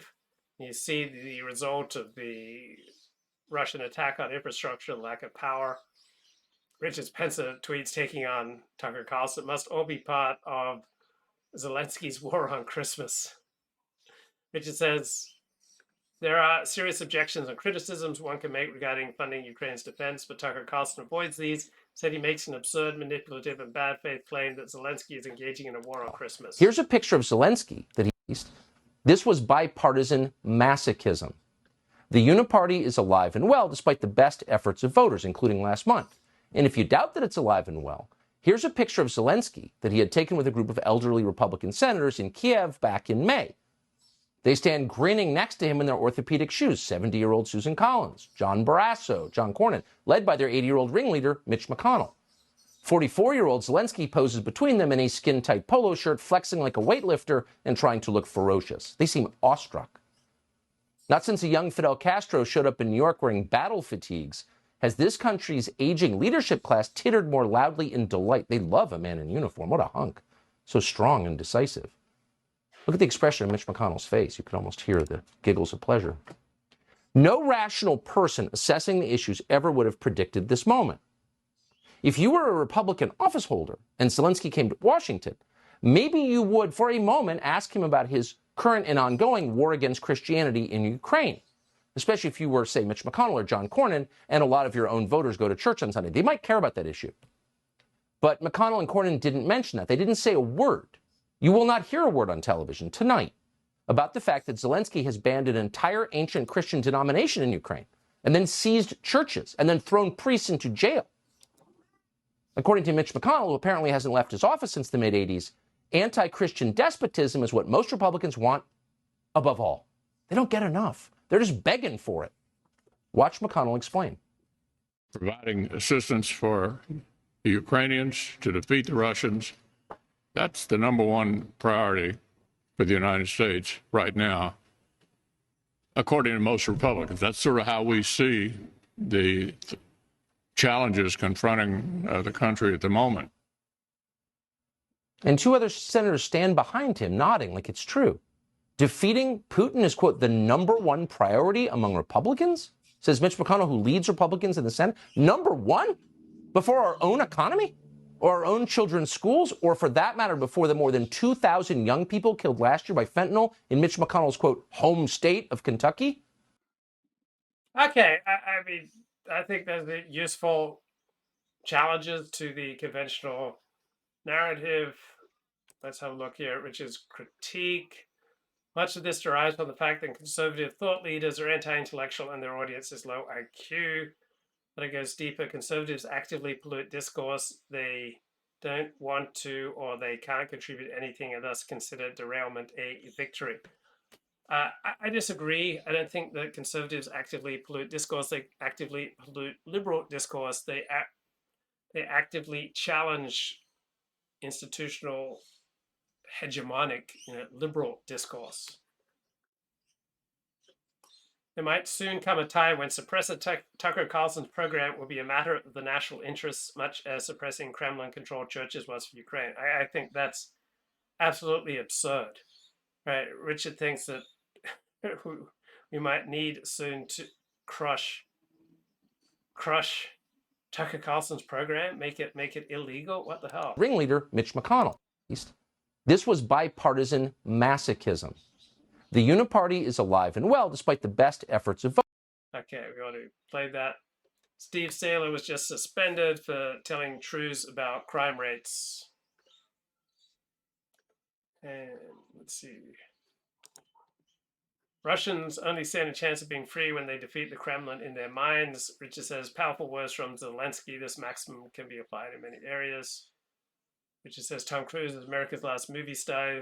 He's creating a new genre, hyper-realism. Man is something that shall be overcome. What have you done to overcome him?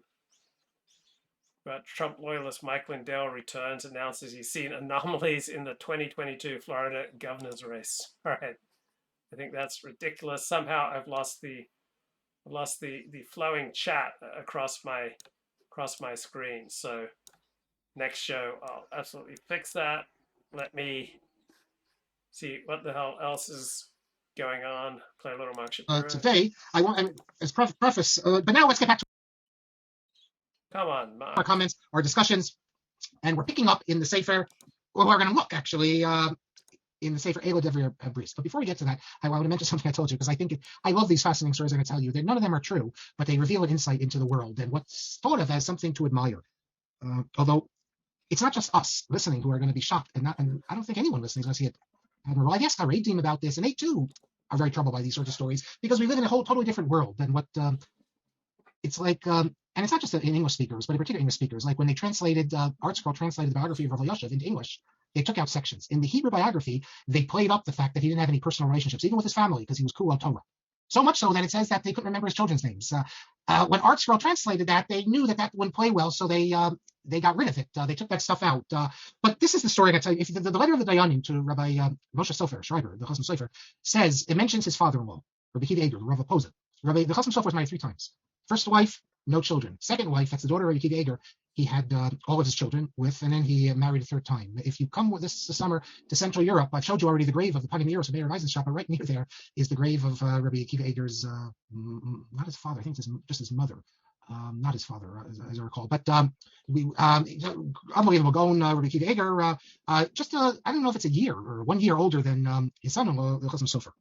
And there's all sorts of stories of their connection. But I want to read you now one of the most famous stories. It's repeated in many, many places with slightly different versions. But the one I'm reading from is from Ramosha Sternbach, his Tom Badas, Volume 1, pages 244, 245. And he's quoting it from Rabbi Kahneman from the Ponevezh Yeshiva. But in case you think, well, this is a Litvak, what do they know about the Hungarian traditions? The same story is found in, not only is it found in Hungarian traditions, it's even found. So anyway, as I'm going to playgrounds trying out these various exercise machines, I'm finding out how flabby my abdomen is. So I'm doing these exercises, where I lie on a board and then lift up my legs like this. And it's really easy when you're lifting up your legs to not lengthen through your legs, to just kind of allow your legs to kind of collapse into your groin area. And so when I'm doing these exercises, I'm thinking about lengthening out from my hips, right? Getting length from my hips to my knees, from my knees to my ankles, right? You don't want to just collapse into patterns of unnecessary compression, right? You don't want to collapse into compressing down, pulling down, just losing your length and your width. So I'm thinking about freeing my neck, directing my head away from my torso, thinking about length from my hips to my knees to my feet, and let's get back to listening to some Mark Shapiro. In the family, but here's the story. You tell me what you think. It says that when the and Rabbi Kahneman got this from his father-in-law. When the Chasam Sofer's wife died, the daughter of Rabbi Akiva Eger, they didn't tell her father that she passed away. Now that's believable because there was a tradition in Europe that you didn't, not just in Europe, that you didn't tell. Like today, we always tell. There was a tradition you didn't tell this news. People would get letters, a few times a year. They didn't pass this news on, and there's no chiyuv to tell people about that. When they learn about it later, if they learn about it a year after the fact, then there's you look at the Shulchan Aruch, what type of shit. So chiyuv means obligation. So yeah, I'm directing out through my ankles. So I'm sending direction from my hips to my knees, thinking about the length from my hips to my knees, and then the length from my knees to my ankles. What type of avelos you do? So, okay, so they didn't tell Rabbi Akiva Eger, and he thought she was still alive. And lo and behold, it happened that Rabbi Akiva Eger was near Pressburg. And he announced that he wants to go spend Shabbos at the house of the Chasam Sofer, that he hasn't seen him in many years. And the Chasam Sofer didn't know what to do now because he already married someone else. So he has a new wife, his third wife. And he never told the Chasam Sofer. And the story here says that he consulted with his wife, and she was ready to leave the house for Shabbos, but the Chasam Sofer said she should stay in the house. And that's everyone has that version, actually. Yeah. Erev Shabbos, it says, when he comes to the Chasam Sofer's house, they say to him that the Chasam Sofer is at the Beis Din. He goes there, and immediately they get into a discussion about a get that the Chasam Sofer is dealing with. The Danulu Pilpulu ad Samach Knisa Shabbos. So they are talking and learning until Shabbos begins. So I didn't get a body like this, just from sitting around studying Talmud all day. I didn't get a toned body like this just from eating ice creams all day or eating chocolate or watching cricket and eating mangoes, right? I had to work for a body like this. I had to suffer for a body like this. Then they bathe themselves and they go to the mikvah and they accept Shabbos and they continue talking at the meal.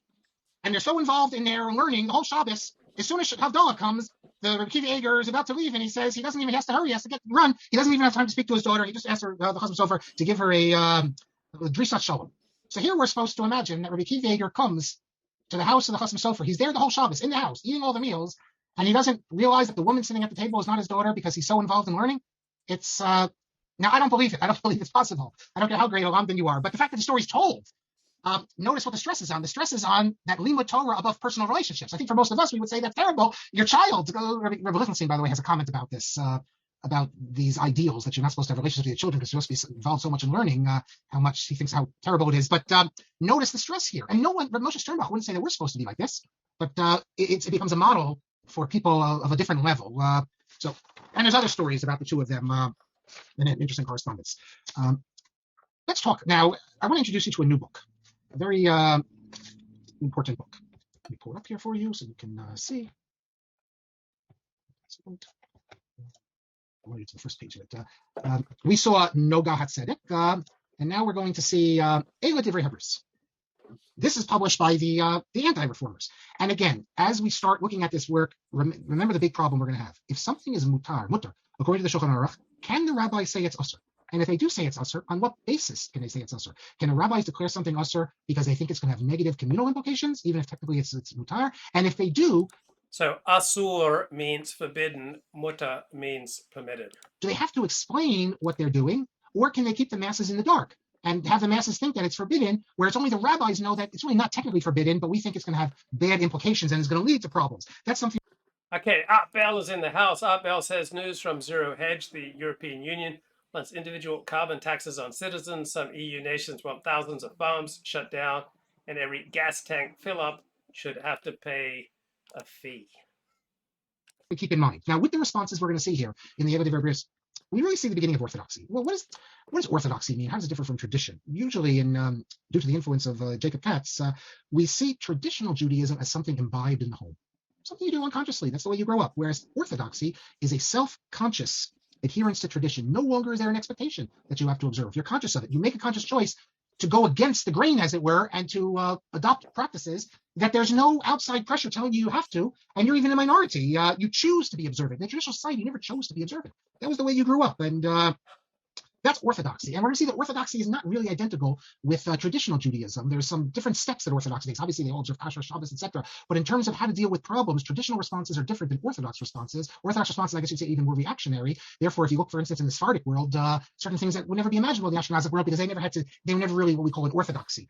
But so here's the title page of this work, Ego Divrei Abri. Let me just summarize it for you. Well, these are the words of the covenant that cannot be changed ever.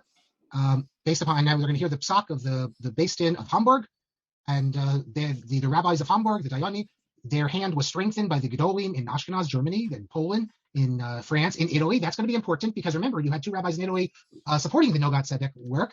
Umedinat Bemen, that's Bohemia. Bohemia is today the Czech Republic, Prague, and going south, and in Meren, that's Moravia. If you go even more south, we drive up in our trip. We drive up from Vienna right through Moravia into Bohemia, the Hungary. So you have a lot of rabbis responding. Kulam Echad. As one, they're responding. Zeres Irin Piskama of Amamar Kadishin Shelasa. This comes from Daniel. That's they're making the decree. Now what are they decreeing? They are to blanket, get rid of Das Hadasha. Remember we said a new religion. What the argument is going to be that reform is a new religion. And we saw already last class why that's important, because new religions are forbidden by the government. And this work is intended to support the position of the rabbis of Hamburg that this is a new sect and they have to be shut down by the government. And in parentheses, it says that Eze Yechidim Hedyotim, who are not B'nai Torah, invented this new religion. They came up with practices, Shalokadas Moshe Yisrael, not according to Torah. And therefore the Gaonim have stood up, Litkoa Yated B'nkom Ne'aman. This comes from Yeshayahu. It means to fasten a peg in a. Okay, I just found this new podcast. It's called Sounds Like a Cult. This is a podcast here on the cult of Every week on our show, we discuss a different thematic perspective from the zeitgeist, from essential oils lovers to theater kids, to try and answer the big question. This group sounds like a cult, but is it really? To join our cult and see culty memes and behind-the-scenes pics, follow us on Instagram at Sounds Like a Cult Pod. I'm on Instagram at Isamedina, ISAAMEDINA. Okay, let's get to it. Yeah. There is a video medium, and we encourage people to engage with that. Get in our YouTube cult. We're almost at 1,000 subscribers. We surpassed it. Really? Yeah. Whoa. Congratulations. Our audio numbers are much better for those listening.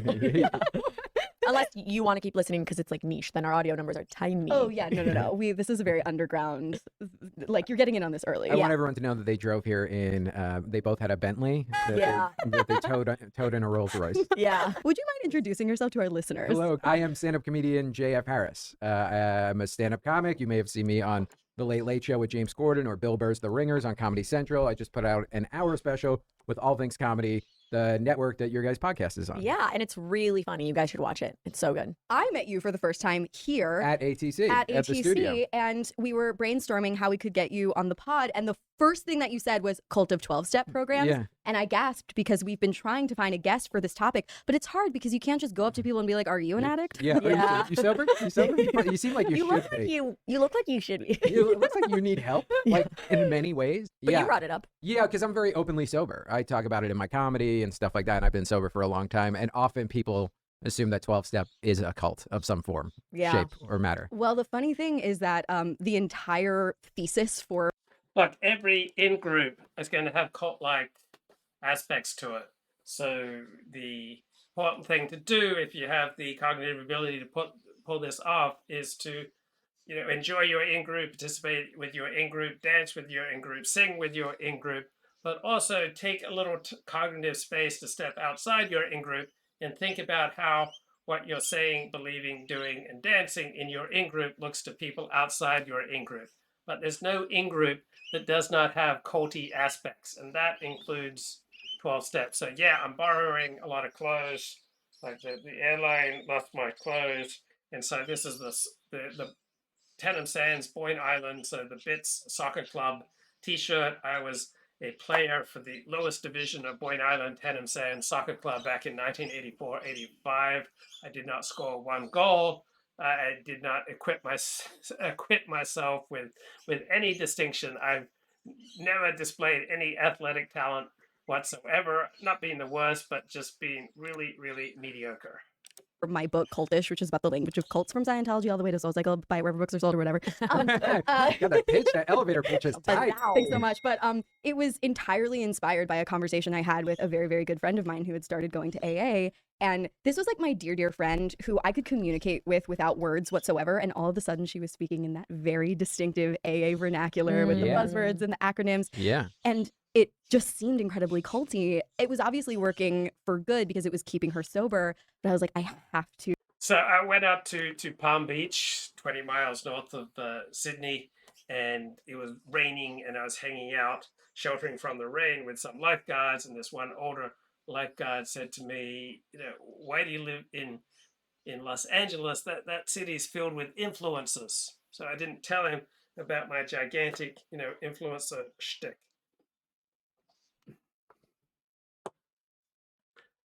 Oh, I had a much more profound point to make, and I've now forgotten it. To write a book about the way that cult language works for good and for ill. Oh, anytime anyone joins an in-group, all right, I've joined another in-group. I'm in Australia, I'm talking about cricket. I'm using language and accents and behavior and mannerisms that I would not use if I were in Los Angeles right now. So anytime you join any kind of in-group, it has an effect on the language you use, the way you see the world, right? This is not something unique to Scientology or to 12-step programs. It was all inspired by AA. That's awesome. Did she not tell you, you kind of had to figure it out yourself when she started going to AA? She told me. Is Luke missing LA yet? Not just his stuff. If I am, it's very, very little. I'm having a ball here in Australia, but once I get back to LA, I expect to be loving it in LA. So I wear rose-colored glasses. I try to see the best of where I'm at. I try to see the best in whatever situation I'm in. Right? I try to put on a new pair of glasses. Focus on what's good in whatever situation I'm in. So when I get back to LA, I expect to be loving it in LA.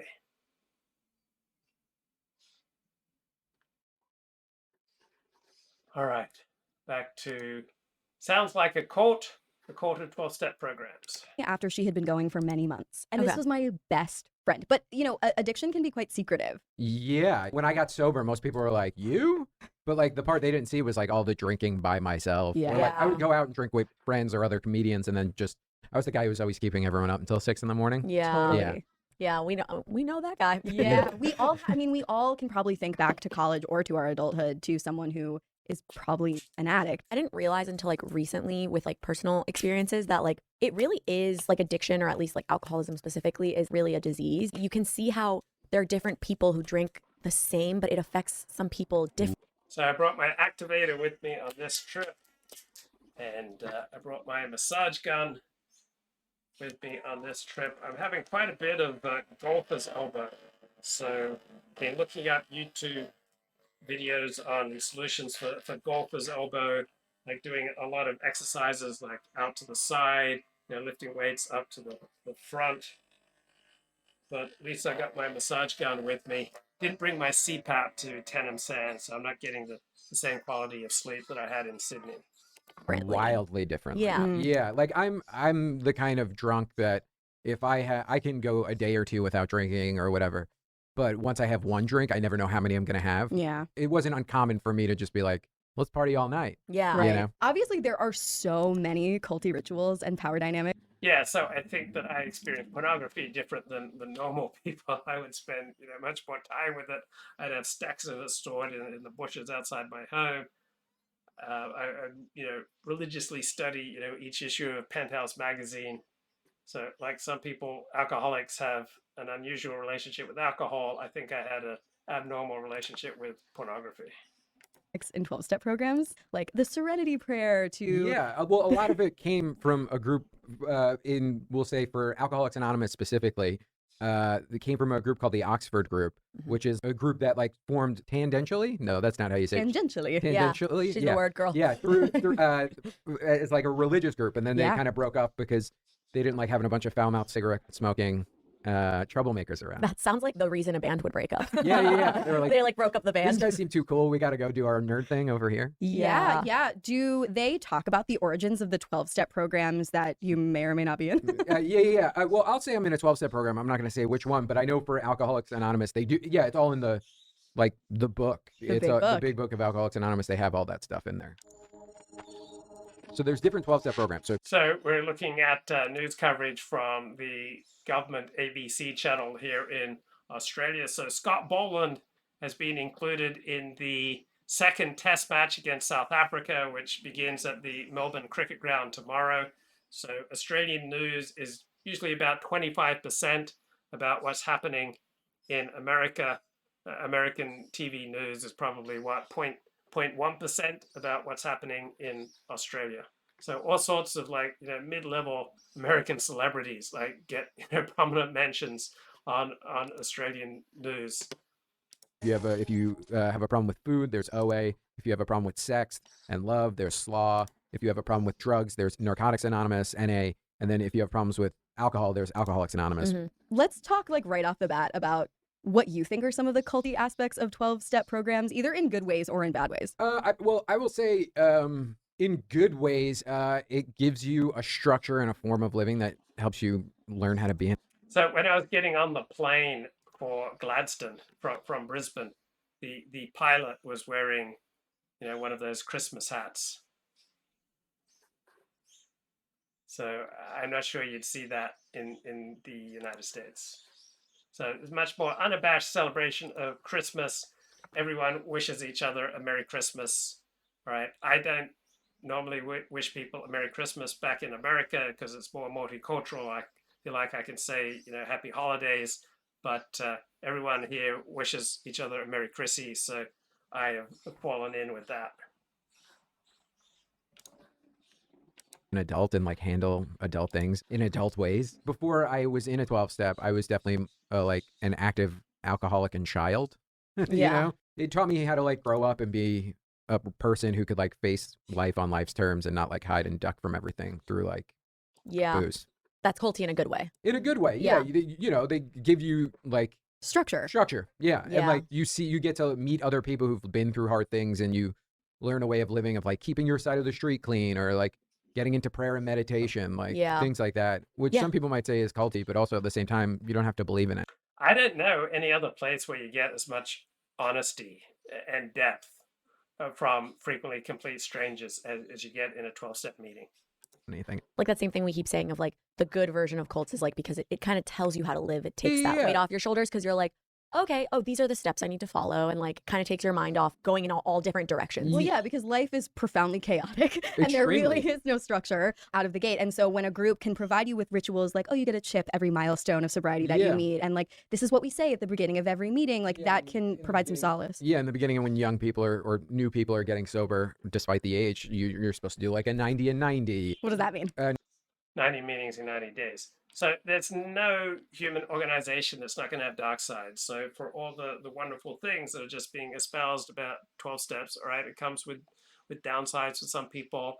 Anything human is going to be open to, exploitation, to sociopaths, taking advantage of people.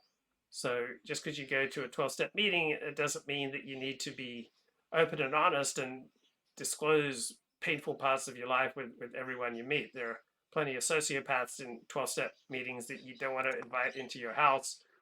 All right. When it comes to listening to a sponsor, taking direction from a sponsor, I think the only thing that you should absolutely listen to, take direction from a sponsor, when he calls you back to the 12 steps, to the big book and to the tools. Everything else is just opinion. 90 meetings in 90 days. Oh, wow. So meeting every day? For the first it's 90 days. Stand up. Yeah. It's you have to go to a mic every day. Yeah, it's if you want it. And, they say things how often were you drinking and using? It's well, that's probably how often you should be going to meetings. Oh, wow. Because you're replacing a bad habit with a good habit. Replacing your alcoholic barfly friends with your new sober friends. That makes sense. That's why people who leave cults often end up in another type of cult. Cult hopping. Yeah, I can see that for sure. It's literally I got a Peloton. You do? Exactly. I have a iPad with the Peloton. So I'm particularly susceptible to cults, I think, because part of me resonates to that and easy access to feel like you're connected with other people, that you're celebrated and loved by other people, because much of my life I'm not connected normally with other people. So the shortcut of having human connection and love and community with a cult is frequently being highly, highly attractive to me, but then I have a very skeptical part of my brain that then wants to, read the darkest, most intense criticism of whatever cult it is that I'm attracted to. An app strapped to a spin bike. I got sober December 25th, 2012. I'm a Christmas baby. Tov, what do you say? I'm a Christmas baby. Had a rough Christmas Eve. Rebirth. You're using the language of rebirth. Yeah, I was culty. born again on Jesus' birthday. Yeah, I'm in a 12-step. I got a sponsor. I got 3 sponsees. I do the thing. I work. Wow. I do stuff on the board level. Do you feel like being involved helps you kind of stay sober? sober? 100%. So it's because of doing work in a 12-step program that I volunteer pretty regularly where I work at a food kitchen. I do stuff that's outside of myself because I learn through the program that the best way to get outside of yourself is by helping other people. Yeah. Oh, that's so true. Yeah, which is so true. Yeah, so that's what I do, And so in the 12-step programs, it's a triangle for some of them, and it's the 3 sides of the triangle stand for you. So we should be getting the Christmas message from Prince Charles in just a few minutes. Are you excited for that? Unity, service, recovery, and they each are a different part, and you're supposed to do all 3 parts because a table can't stand with 2 legs. Oh my God. See, these are the sayings that I'm talking about. It really is this incredibly robust, built-out religion, 12-step program. Yeah, because except it's not a religion because it's not a religious program. Well, it's define religion. It's a spiritual program. Yeah. And it even says that in the book. The whole point is it's oh, you don't believe in God? Good. Most of us don't either. Yeah. Or it's you don't believe in this. It's everything's, the program is meant to be suggestive only. Sure. And I guess on this podcast, we interrogate what is a cult? What is a religion? Man, I have been trying to meet my father hunger and mother hunger on this trip. I've just been stuffing down the ice cream. I had a whole bunch of chocolate at Christmas lunch. Boy, what else did I have? I had Christmas cake. My God, I'm never going to satiate my father hunger and my mother hunger 40 with chocolate and with ice cream. All right, it's not the path. How did I feel myself like this? Even can a religion be secular? Actually, Yeah. What is the difference between a culture, a social the clique, King's a speech. cult, or Yeah, religion? and I think the idea of saying it. Oh, this is exciting. What does the king have to say? A special setting for a Christmas message from a new monarch. Christmas is a particularly poignant time for all of us who have lost loved ones. King Charles paid tribute to his mother from St. George's Chapel at Windsor, where Queen Elizabeth and Prince Philip were laid to rest. We feel their absence at every familiar turn of the season and remember them in each cherished tradition. He also urged people to honour essential workers, as well as volunteers helping in times of crisis. We see it in the humanity of people throughout our nations and the Commonwealth, who so readily respond to the plight of others. In Bethlehem, thousands gathered to celebrate Christmas at midnight mass.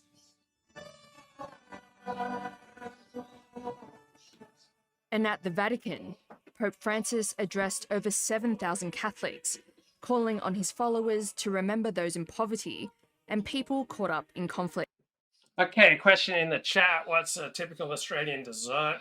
So Pavlova, right? I think this is an original Queensland contribution to dessert.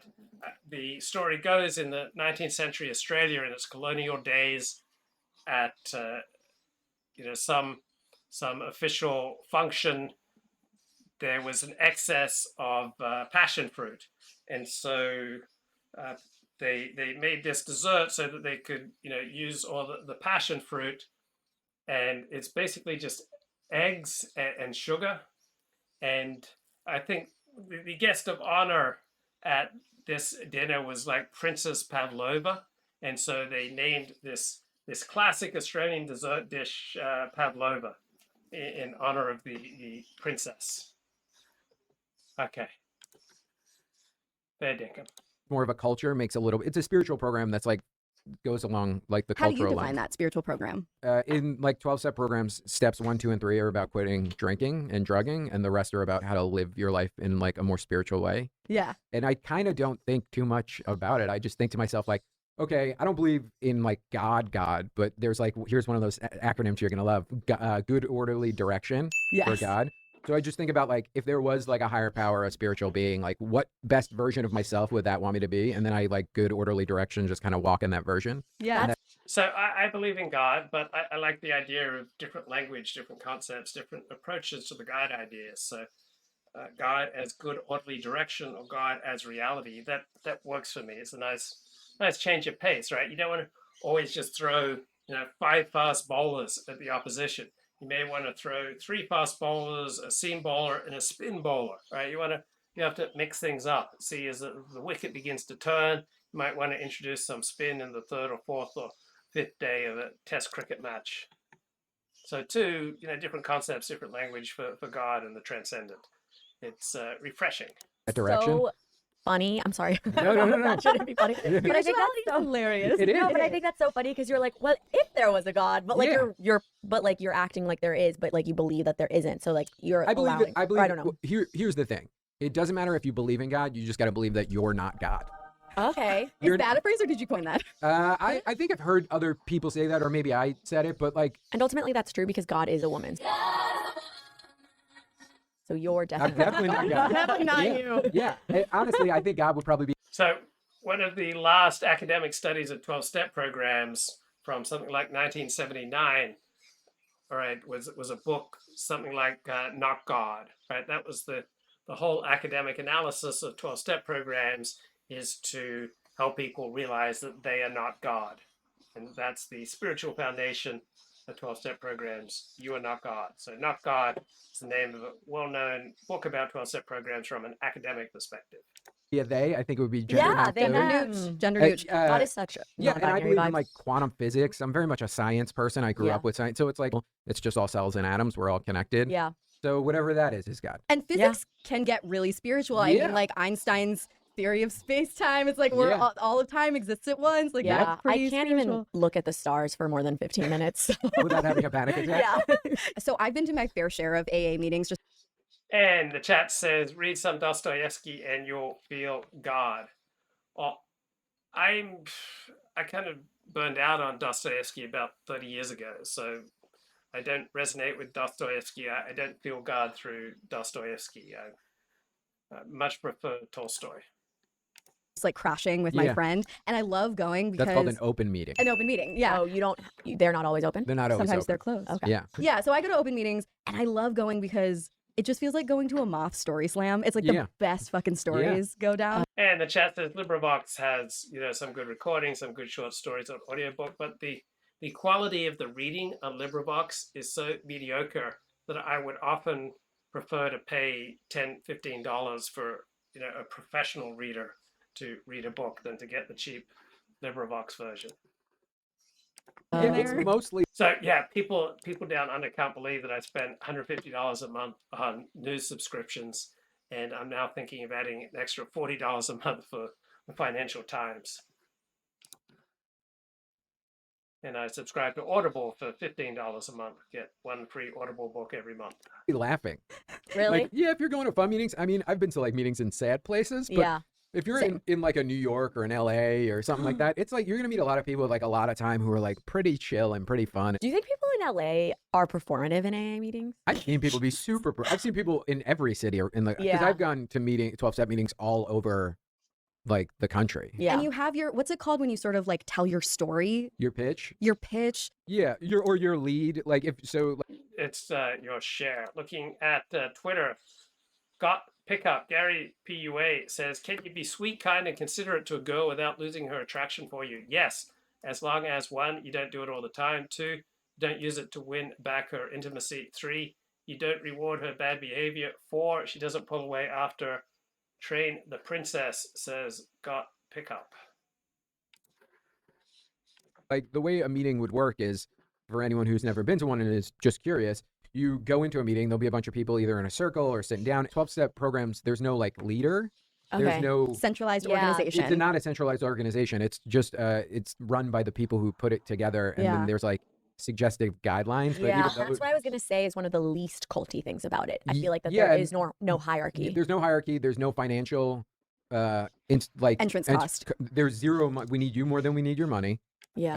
So 12-step programs are unique in that they won't take money from people outside the program. So how many nonprofits don't want your money? Also, they've set a limit on something like $2,000 or $3,000 a year, and they won't take any more. So all sorts of people leave, in a particular 12-step program, tens of thousands of dollars in a will, and the 12-step program won't accept it.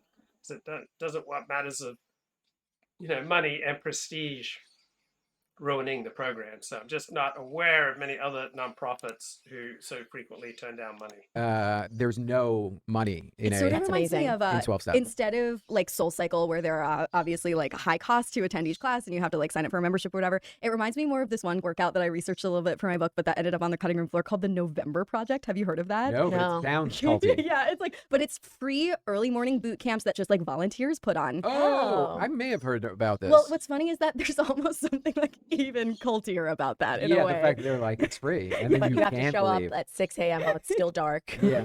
There are 12-step meetings at all times of day and night, aren't there? Yeah, 24/7. I mean, Okay, cult isn't always bad, right? Cult is just a dynamic that happens in every in-group. And cult is a cheap put down that we often apply to new religions. So just because something has culty aspects to it doesn't make it bad, right? Human connection, right? As soon as you form human connection with somebody, you are creating the inevitability that you will eventually feel betrayed. And so all the joys and benefits that come with human connection and living in community, they're always going to come with downsides, including restrictions on your individual freedom, right? You can't be part of a tight in-group, you can't be part of a cohesive, coherent community without giving up some individual freedom. So it's not like culty is always a bad thing. if we wanted, we could hop on one on Zoom right now, probably anywhere in the world. Well, like I'd London. Join a 12-step program just because I love Friends? meetings. And You know what's funny? like I feel like I should. I often think how I feel bad for people who aren't in them because they don't have like a program for That a way community. to live. Yeah. Like, yeah, because like whenever you're like, oh, my life, this, that, you go into So how much passes to a 12-step convention? That will depend on the cost, but people aren't making money from 12-step programs. 12-step programs aren't accumulating money. They're not investing in property or in stocks. So whatever the cost for a convention pass for a particular 12-step program, that will reflect the costs of putting on that convention. meeting, you hear about somebody who has real problems happening in their life, like parents are sick, or they're like taking care of like a sick kid, or like, you know, they got, you know, losing their house, lost their job. You're just like, oh, my shit's fine. Dude, this is what I'm saying about the moth. Like, I remember this one meeting in New York at this huge group where a guy got up there and told a story better than anything I've heard on any true crime podcast about like some people he killed with his bare hands like 40 years ago. I'm not kidding. And he was just talking about like all this crime and hardship. And I was like, Yeah, oh, dude. shit. Wait, Fuck yeah. the man murdered someone and he was not arrested? He was. He spent 20 years in jail, including like many it years was in after. solitary confinement. Yeah. This was like an old dude, like Irish Hell New yeah. York. Hell yeah. Okay, so things that are shared in 12-step programs or things that are shared to a sponsor are not legally protected, right? You can be forced to testify them in a civil lawsuit or in a criminal lawsuit. Used to be that you could just share anything in a 12-step program, but now if you, for example, testify to having had some sort of sexual relations with a minor, that can be used against you. Certainly, if you confess to a crime, that can be used against you. So you can be both civilly and criminally prosecuted for anything that you share in a 12-step program. So if you have committed crimes, may not be a good idea to share them in a 12-step context. If you are vulnerable to prosecution or lawsuit, you may only want to share them with those who are legally protected from sharing what you say, such as a licensed therapist. Right? There's no legal privilege that is conferred by what you share in a 12-step program. Brutal. My people. That's crazy. Is that you? I'm Irish. I'm a New York guy, but also just scary. like, that's a drug. You know what I mean? Like, Yeah. I'm like, yeah, totally. Yeah, like, you know, it's like I'm friends with people who are heroin addicts who've Yeah. like done terrible shit, but they've all turned their life around and are like of service to other people. And That's like, so cool. I love people who turn their life around. I really do. I, sort of like rubberneck at a lot of this language and a lot of these rituals. yeah, And we could dive into those and talk about all of them. But at the same time that I sort of like marvel with wide eyes at the liturgy, I say a lot of AA jargon because it's so catchy and it really does have profound meaning in it. It works if you work it. It works if you work it. Let go and let God. Yeah. The reason I think I would like love an AA meeting is because it's all these people who are like taking action on something. And I Yeah. like love the idea It's of a program of action. Exactly. And like I used to want to work in policy and because I wanted to like So I know a lot of people who go to AA when they really belong in a sex addiction program, but they find sex addiction programs so morose, so depressing, so downbeat compared to the celebratory, fun, humorous, positive vibes of AA. So they go to AA to try to deal with their sex addiction. So AA meetings tend to be very upbeat, positive, funny.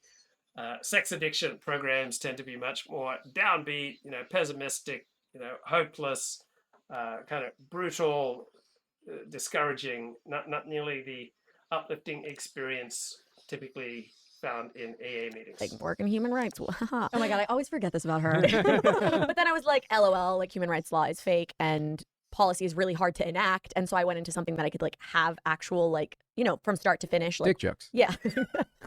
I could write a joke from start to finish. Yeah, sometimes comedy can be activism, right? 100%. I mean, I got a 6-minute chunk on abortion right now that I've been telling for a couple of months, and it feels extra important right now. Yeah, I think it's so great that like these people are like taking action on something. Just the fact that they're in the meeting is already like a step in the right direction. 100%. You gotta respect it. Yeah, you can feel like shit. You walk into one of those about halfway through. Yeah. Your shoulders drop. You feel a little bit better. Yeah. You get a little perspective. You stop doing the mental gymnastics in your head about whatever bullshit you were thinking about. And then you're just kind of there and present. And then you listen for the next 30 minutes to other people talking and maybe raise your hand and share something what's going on with you, something what the speaker or leader was talking about. I feel like though I would be bad at it because the same way that when I went vegan for 2 weeks, I told everyone I would like go to a meeting and I would leave and I'd be like, I'm an A. Yeah, I get I it. would like scream it from the mountaintops. Which is part of why you don't say that you're in Alcoholics Anonymous. You would say that you're in a 12-step program or something like that. So that if you start drinking again in 2 weeks, people wouldn't go, well, AA clearly doesn't work because my friend went and she did it and went out in like 2 weeks. Went out. That's another piece of terminology. Yeah. When you go out, Yeah. it means you're not in AA anymore. You're drinking. You're off the wagon. You're But using. that's pretty interesting. I actually didn't know that that was part of the anonymity, that the program doesn't want outsiders to think it doesn't work. I think that's part of it. That's very And interesting. it's also because no one person is a spokesperson for Yes. 12-step programs. Yeah. Because no one's in charge. So like when I'm speaking now, I'm speaking from my own experience of being in it, but I do not speak in any way, shape, and form for any 12-step program. Can you talk a little bit more about the 12 steps and what was your first impression of them? First impression is like you just hear people talking about them because you're not doing them yet. So someone would be like, I'm on step 4 and I got to do this thing and it's scary. And you're just like, what is that stuff? But the one that everyone kind of knows about is like making amends. Yeah, that's the one I know. which is like, 7. Has anyone made amends to you ever? No, and they should. They go in order for a reason. There's a reason that those ones are later on. You like kind of work your way through them. They all seem scary before you do them. And it's just like anything else. Like the sooner you get them done, once they're done, you're just like, oh, that was it. Okay, cool. They teach you how to like learn how to deal with resentment, to keep your side of the street clean, to, admit when you're wrong, look at who you actually are. What are your character defects? What mistakes do you keep making? Like, how do you like hope to change to let those things go so you can like move on as a person so you don't drink over those things? It's basically like figuring out like, oh, these are all the things that I did why I'm an asshole when I drank. And these are all my triggers of things that I drink around. So like, I want to work on letting go of those things. Yeah. The way you like phrase it, it really is like teaching someone how to adult almost. Like it's almost like cognitive behavioral therapy. Yeah.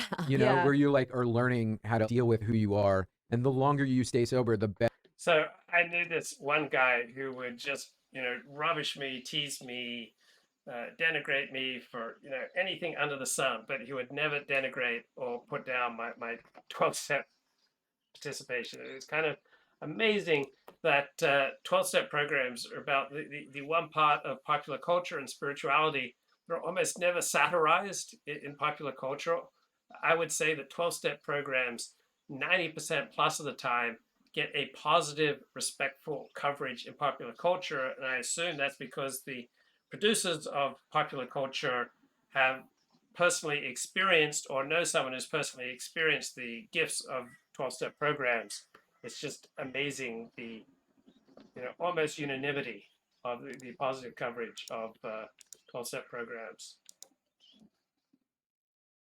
Okay, great test match cricket coming up tomorrow between Australia and South Africa.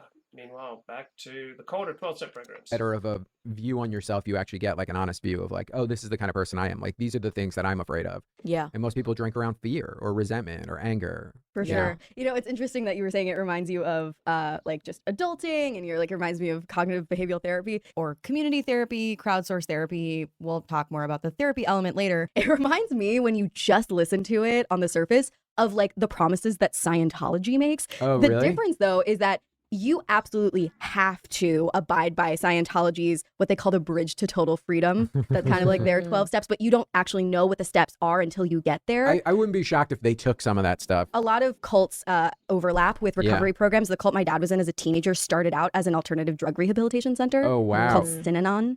Scientology has like a rehab wing where they like do try to not get go people. there. Anyone listening to this, They try to get people in when they're through- weak and Yeah, down. Yeah, It literally, like, I mean, addiction is a great thing to exploit if you want to start a cult. yeah, 100%. What happens if you don't do all of the 12 steps or you want to question them? Nothing. That's what I think is like, the more we talk about it, the more I'm like, this is like almost anti-cult, because there's like no, it's like it's the cultiest Yeah, anti-cult ever. probably the most culty thing you might occasionally hear in a 12-step meeting is people say, I feel like they're trying to brainwash me, and people say, well, maybe your brain needs washing. Oh, that is culty. Yeah.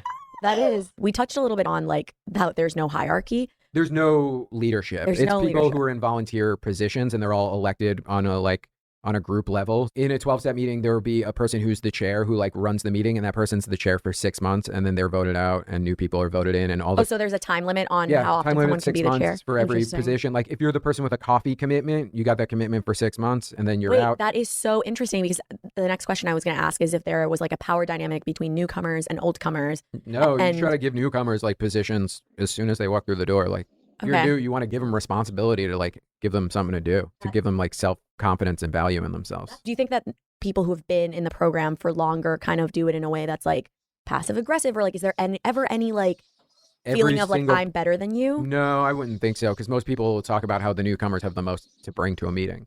Because Okay. like newcomers will come and they'll talk about the fucking shit that they just went through to finally get in there. Where like a lot of people who've been in there a long time are just like laughing and having a good time telling stories, and like a newcomer will talk and they'll be like, yeah, I'm happy they shared about that because I need to remember what it was like when I came in so that I don't go back out. Yeah. I'm curious about the sponsor-sponsee dynamic. Yeah. Because obviously that is so intimate when someone is sort of like shepherding you through your Yeah. sobriety. Yeah, you're reading somebody a list of like your character defects or sexual shit that you regret Yeah. and stuff like that. Yeah. Yeah. Like, can you talk about like what that relationship is like, and what I would mean- happen if you didn't like your sponsor anymore and you wanted to just sort of fire 'em. Oh, how does that work? You just go, I think I'm going to work with somebody new. Nothing's official. You know, you don't Yeah. sign Yeah. a contract. What about for people who are like really socially awkward or like don't like confrontation? Like, is there like an established thing in the beginning that everyone? So obviously, a sponsor-sponsee relationship is wide open for abuse. So I tell my sponsees that sponsors shouldn't be telling you how to live your life. The thing that the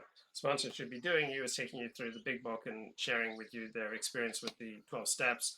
But some people want to look to sponsors for advice on their love life, advice with their family, advice on all sorts of things where the sponsor may have no expertise. So sponsor-sponsee relationship, is wide open for abuse because people are going to bring all their baggage into that relationship. So if you switch the sponsor-sponsee relationship to one where the sponsor is just primarily taking you through the 12 steps and sharing with you their experience with the 12 steps rather than giving you life advice, then I think that's much healthier. So I try to deprogram my sponsees from looking to me for life advice. I try not to give much life advice, and if I do give it, I say, look, this is just my opinion. There's no special power I have. The only thing that I insist upon my sponsees is that they be polite, that they show up on time, that they do their 12-step homework.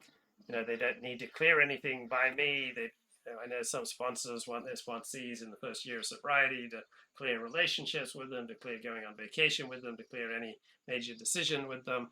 That's definitely not how I approach things. Tells like, hey, if you don't like your sponsor, like you can just leave them and it's no harm, no foul. Yeah, it's just kind of no rules. I mean, there are suggestions and there are the steps that are like the closest things to rules, but they're not even rules. They're suggestions. Yeah. Have you ever heard? Sorry, we're asking the tough I know. questions. I'm Because like, it's like your I don't answers mean are to very grill you. healthy. No, you can grill me. I'm just like so curious because I've seen my very close friend have nothing but a positive experience with AA. But I have had some people, a lot of people actually DM us being like, you have to cover this topic because I had this experience in a 12-step. Yeah, then they probably just went to a shitty meeting, and I would suggest going to a different meeting. Word. That's true. There were meetings in LA that you couldn't pay me to go to because the people who are in them are fucking nuts. Yeah. You know what I mean? Like you go and everyone's like self-centered and weird and like like not really working what I would consider to be like a healthy spiritual program. Yeah. And I don't want anything to do with those people. I go to where I feel like people are grounded, helpful, happy, positive community. Yeah. You know? I feel like it's so important to like remind yourself that these are non-binding meetings of like random people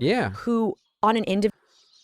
So anything that humans do and organize and connect around, of course, is going to be open to the foibles of human beings, the antisocial dysfunctions, the personality disorders, right? There's no human organization that's going to be, exempt from, predatory behavior, right? There's no like free pass away from, anything bad happening to you when you connect. Individual level are still going to act individually. Like people. And so sometimes people are toxic. Yeah. And so like, yeah, if especially a there's bunch of drug addicts and alcoholics. You know what I mean? You're not everyone's going to be like, the fairy godmother.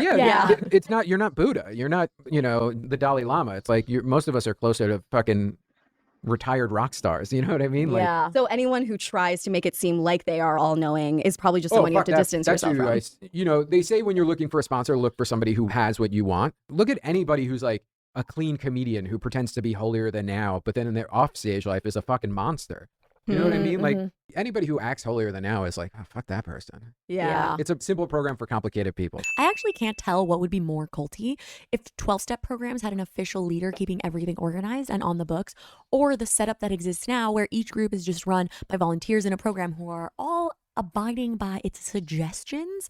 I think that kind of speaks to the larger question of how much order versus freedom do we want in any given group? Like, what structure lends itself to the least harmful type of cult? It's just an interesting question that I don't think anyone ever has the perfect answer to. In the beginning, or not even that long ago, addiction was seen not as a disease, it was seen as a moral failing. And that's connected to the religious aspect too. It's like, you need to just find Jesus. And so I think AA emerged to fill like this very real need to treat addicts like they were actual humans who were not profoundly defective. But it's just interesting that 12-step programs are like kind of the only mainstream way to go about addiction. Yeah, well, there are other things. There's like smart recovery, which I don't really know much about. And there's like, not all rehabs are 12-step based and stuff like that. There are places you can go and whatever works for you, fucking do it. Like, if you need to get sober, get sober. You don't got to go to a 12-step program. I know people who are in a 12-step and living pretty good lives and fucking great. It's just, this is what works for me, so I do it. Yeah. It is like inherently religious. The aspect about confessing, it kind of reminds me of when you like go to church and you what do you admit to the dude in the box that you did all this stuff? Confession. Yeah. Yeah, I'm a Catholic. I mean, there's something confessional about going to a meeting and having to sort of lay bare all of your traumas and misdeeds. But you also it does don't make have you to. feel better. But you also don't have That's to. the other thing too. You're not required to like participate in any way. Like you don't have to share. You don't have to like talk to anyone else while you're there. You can go and just listen. You don't have to get a sponsor. Literally, the only requirement for membership is the desire to stop doing drugs and drinking. Yeah. There's two things when it comes to the science of it. One, early on, there's this dude. It's in the beginning of the big book of Alcoholics Anonymous. There's a letter by this guy, Dr. Silkworth, who basically describes like the genetic predisposition to alcohol. So that, I think, for a lot of alcoholics is super comforting to know that liberating. It's not a moral failing. I'm not a piece of shit. So like I'm dyslexic. And I'm not a piece of shit for being dyslexic. I just have a cognitive brain disorder in the same way that I'm not a piece of shit for being an alcoholic and an addict. We're all pieces of shit for many other reasons. Yeah, it's Irish. Yeah. You know? I'm trying to think of mine. I'm perfect. I'm just kidding. Yeah. I also like love the way that you're going about answering our questions. You're like not defensive at all. You're just like, I feel like if it was It's not mine to be defensive exactly. over. Like if it was culty, I feel like you would be getting more like heated. Whereas like you're just like chilling, being like, well, actually, you can leave whenever you want. Like Yeah, you don't have can to choose a new sponsor. You don't have to do anything. You can go out and do more research. You can drink whenever and do drugs whenever you want. Yeah. And you're always welcome back. You know, but I want to go. It's hilarious because it's like culty and not culty all at the same time. it's structured from a religious program. Yeah. But it's not a religious program. It's a spiritual program. It really is like if cults were good. Like honestly, like that's the vibe that I'm getting. Kind of how I feel about it too. Yeah. There are always going to be people who have a negative experience with any given group. But what would you say, like, if anything, are the exit costs of leaving? Because there's such a profound... Right. Okay, there we go. We're getting to it. But then you said that it's possible to stay sober and live a decent life without it. being... I Without it. 100% think it's possible to stay sober and live a life without. So cults can be good, right? I'm sure there are lots of people who've benefited from Scientology or all sorts of other crazy cults or Seventh-day Adventism. I'm sure some people think Chabad is a cult. It depends on the individual. It depends on the particular qualities of that particular cult at a particular time and place. So any in-group is going to have many, many characteristics of cult. So cult is just a pejorative term that we give to new religions and, particularly intense in-groups that we don't like. A 12-step program. I just know a lot of people who drank themselves to death or overdosed on like fentanyl. How does it work if someone is like, oh, I want to leave? Like you guys don't say anything to them? They just Nobody tells you. They just stop coming. Okay. So you might be like, you still might like throw a text like, hey, haven't seen you in a while. How are you? But people ghost you. They disappear. I've had sponsees who've like went. Yeah, I've had friends when I haven't seen them at meetings or at synagogue or soccer practice. I say, hey, where are you going? And it's funny, some of them take like great exception. Are you violating my privacy? In essence, it's interesting the kind of responses that you get. Now, if you go to a 12-step program for sex addiction or for drugs or alcohol in a major city, then pretty much every year there'll be someone in your program who will commit suicide because the addiction has driven them out of your mind. So there is a sense for many of us who participate in 12-step programs that to follow one's addiction, whether it's to sex, to extreme forms of love, to an addiction to adulation, an addiction to debting, etc. There is a pretty keen sense among people who take their 12-step program seriously that to indulge in this particular addiction is to journey towards death. And on a fairly regular basis, addicts who I may have gone to a meeting with a month ago, do sometimes kill themselves, which just kind of drives home how serious addiction can be. I mean, I think of addiction as a guillotine. It's just above my neck, and only the maintenance of my spiritual condition, right, guarantees that guillotine is not going to fall down and cut off my head. So I don't look at external events as going to trigger me into addiction relapse. I don't think anything outside of me is going to force me to lose my sobriety. I don't walk around afraid of being triggered. I don't have a list of triggers. I don't really believe in triggers. If you've got substantial recovery, you don't need to be afraid of triggers. You don't need to be afraid of external events leading you to relapse into your addiction.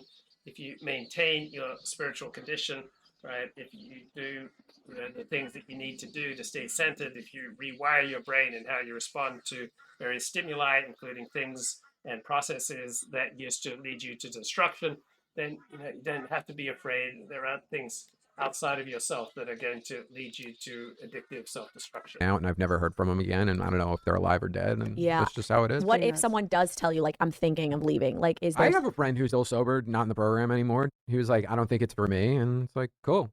Like, it's just cool, like, do what you got to do. Like, you're not trying to convince them to stay in. It's... So, there are a lot of people in 12-step programs who have stopped going to meetings. They've achieved sobriety in sex and love. They've achieved sobriety with regard to dating or with regard to under-earning or with regard to codependent relationships or alcohol and drugs. They've stopped going to meetings, and they're absolutely fine. So some people need to go to meetings regularly, but not everyone with an addiction has to go to meetings for the rest of their life. So many people, once they get a handle on, say, their sex and love addiction, they get married, they have kids, they make money. One thing I noticed with people getting sobriety is they start working a lot. They start working a ton of hours. They may take on multiple jobs. They try to catch up on the meat of life that they've missed out on due to their addiction. So some people just get really busy. If you're working a legal job, doing upstanding work, then that's one of the healthiest things you can do. And frequently, just going to work is sometimes a better option for you, is a more important thing for you to do than to go to a 12-step meeting. They got to live their life. Yeah. It's not my job to make somebody stay sober. When you look at all President, of the JF for president. But it's funny because when you look at all of the aspects of 12-step programs, it seems motherfucking culty. But every addict I know is this chill about it. Yeah. Yeah, because it's not, none of us are in charge of it. Yeah. And it's what works for you and how you work it. How long have you been in a 12-step 9 program? years. 9 years. So I feel like the longer you've been in it, I feel like the more you've seen. You've seen people come in and out. And so you kind of are indifferent to other people's experiences, and that you're like, it's up to everyone. Yeah. And also like So I've had 10 years of psychotherapy. I've had 12 years in 12-step programs. And one of the things I notice is that I can often feel like I'm making progress in my, with my counselor, making progress with my 12-step program. But the most challenging thing is to get back with family, right? I find that my psychological patterns with family are the most ingrained, that the roles I play vis-a-vis family are the hardest to break. So Christmas, holidays, going home, those are the biggest challenges for sobriety. Now, I don't feel particularly challenged anymore. I feel really at ease, grateful, and very happy with my family. But those family dynamics, I have found, out of all relationship dynamics in my life, were the most challenging to change. And Al-Anon in particular has really helped me in my relationships with other people, including with family. One piece of Al-Anon advice that I've adopted is to never give anyone a suggestion more than once, to recognize that everyone's on their own journey, that you can't change other people. I've been able to disengage from feeling emotionally turbulent about what other people's choices are.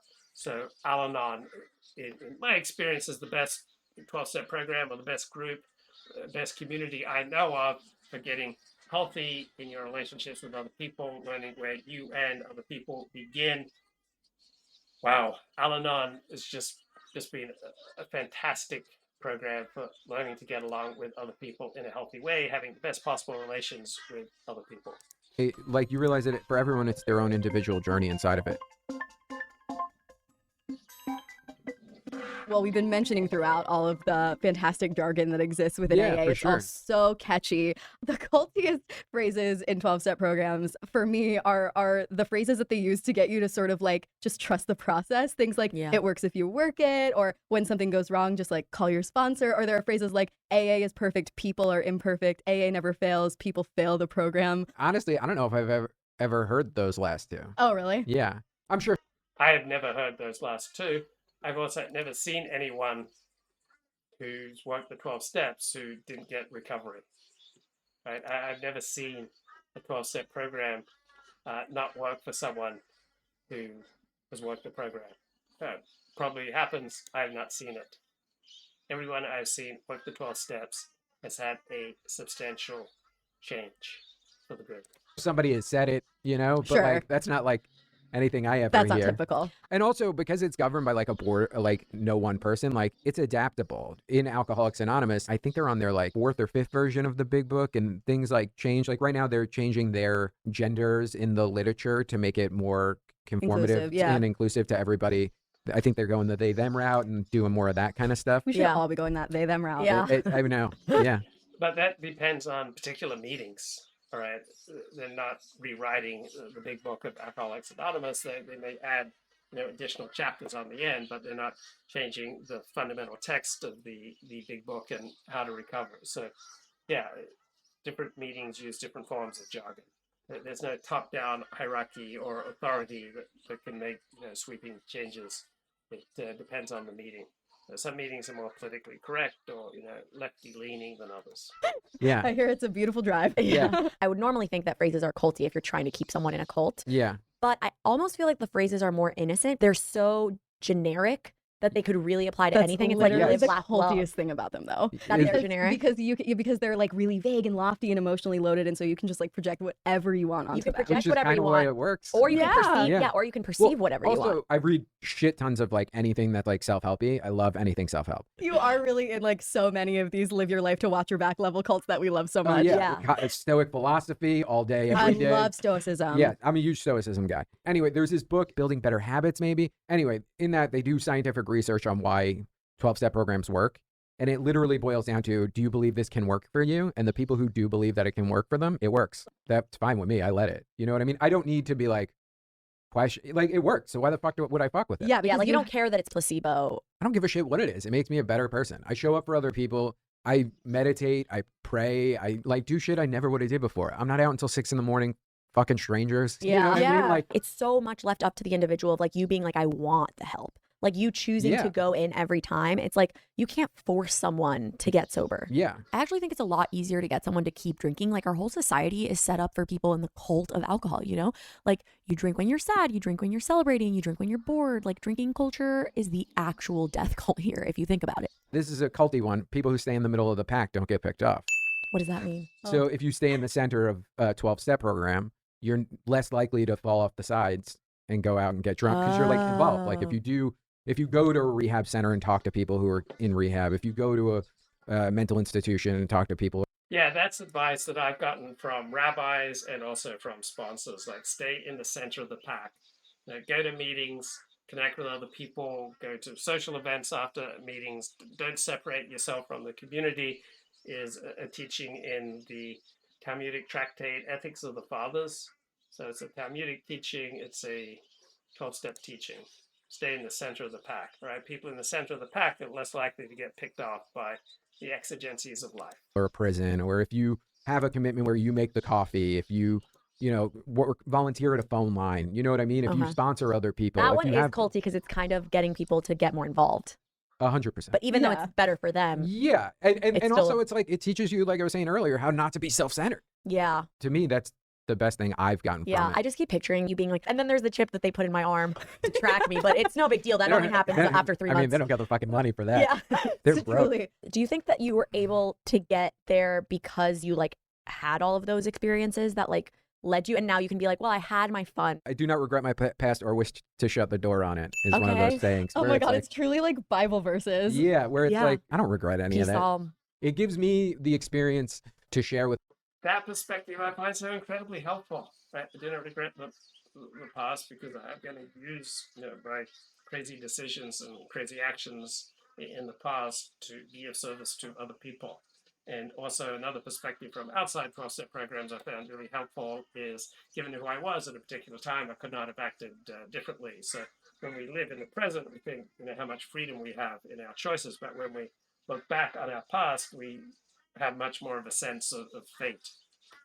So I regret very little, right? I don't live in regret. Yeah, I made a lot of terrible decisions, embarrassing decisions, but I don't feel very much regret over them. I don't think I evince very much regret over them. So people often ask me, do you regret X, Y, Z? And the answer is no, I don't spend much time in regret. I used to spend a lot more time in regret, and that didn't make me happy. So wherever I am, whatever status I am in life, or whatever geographic location, or whatever group I'm hanging out with, I just put on those rose-colored glasses, try to focus on what's good about the situation I'm in, and to not spend a lot of time, focusing on what's bad.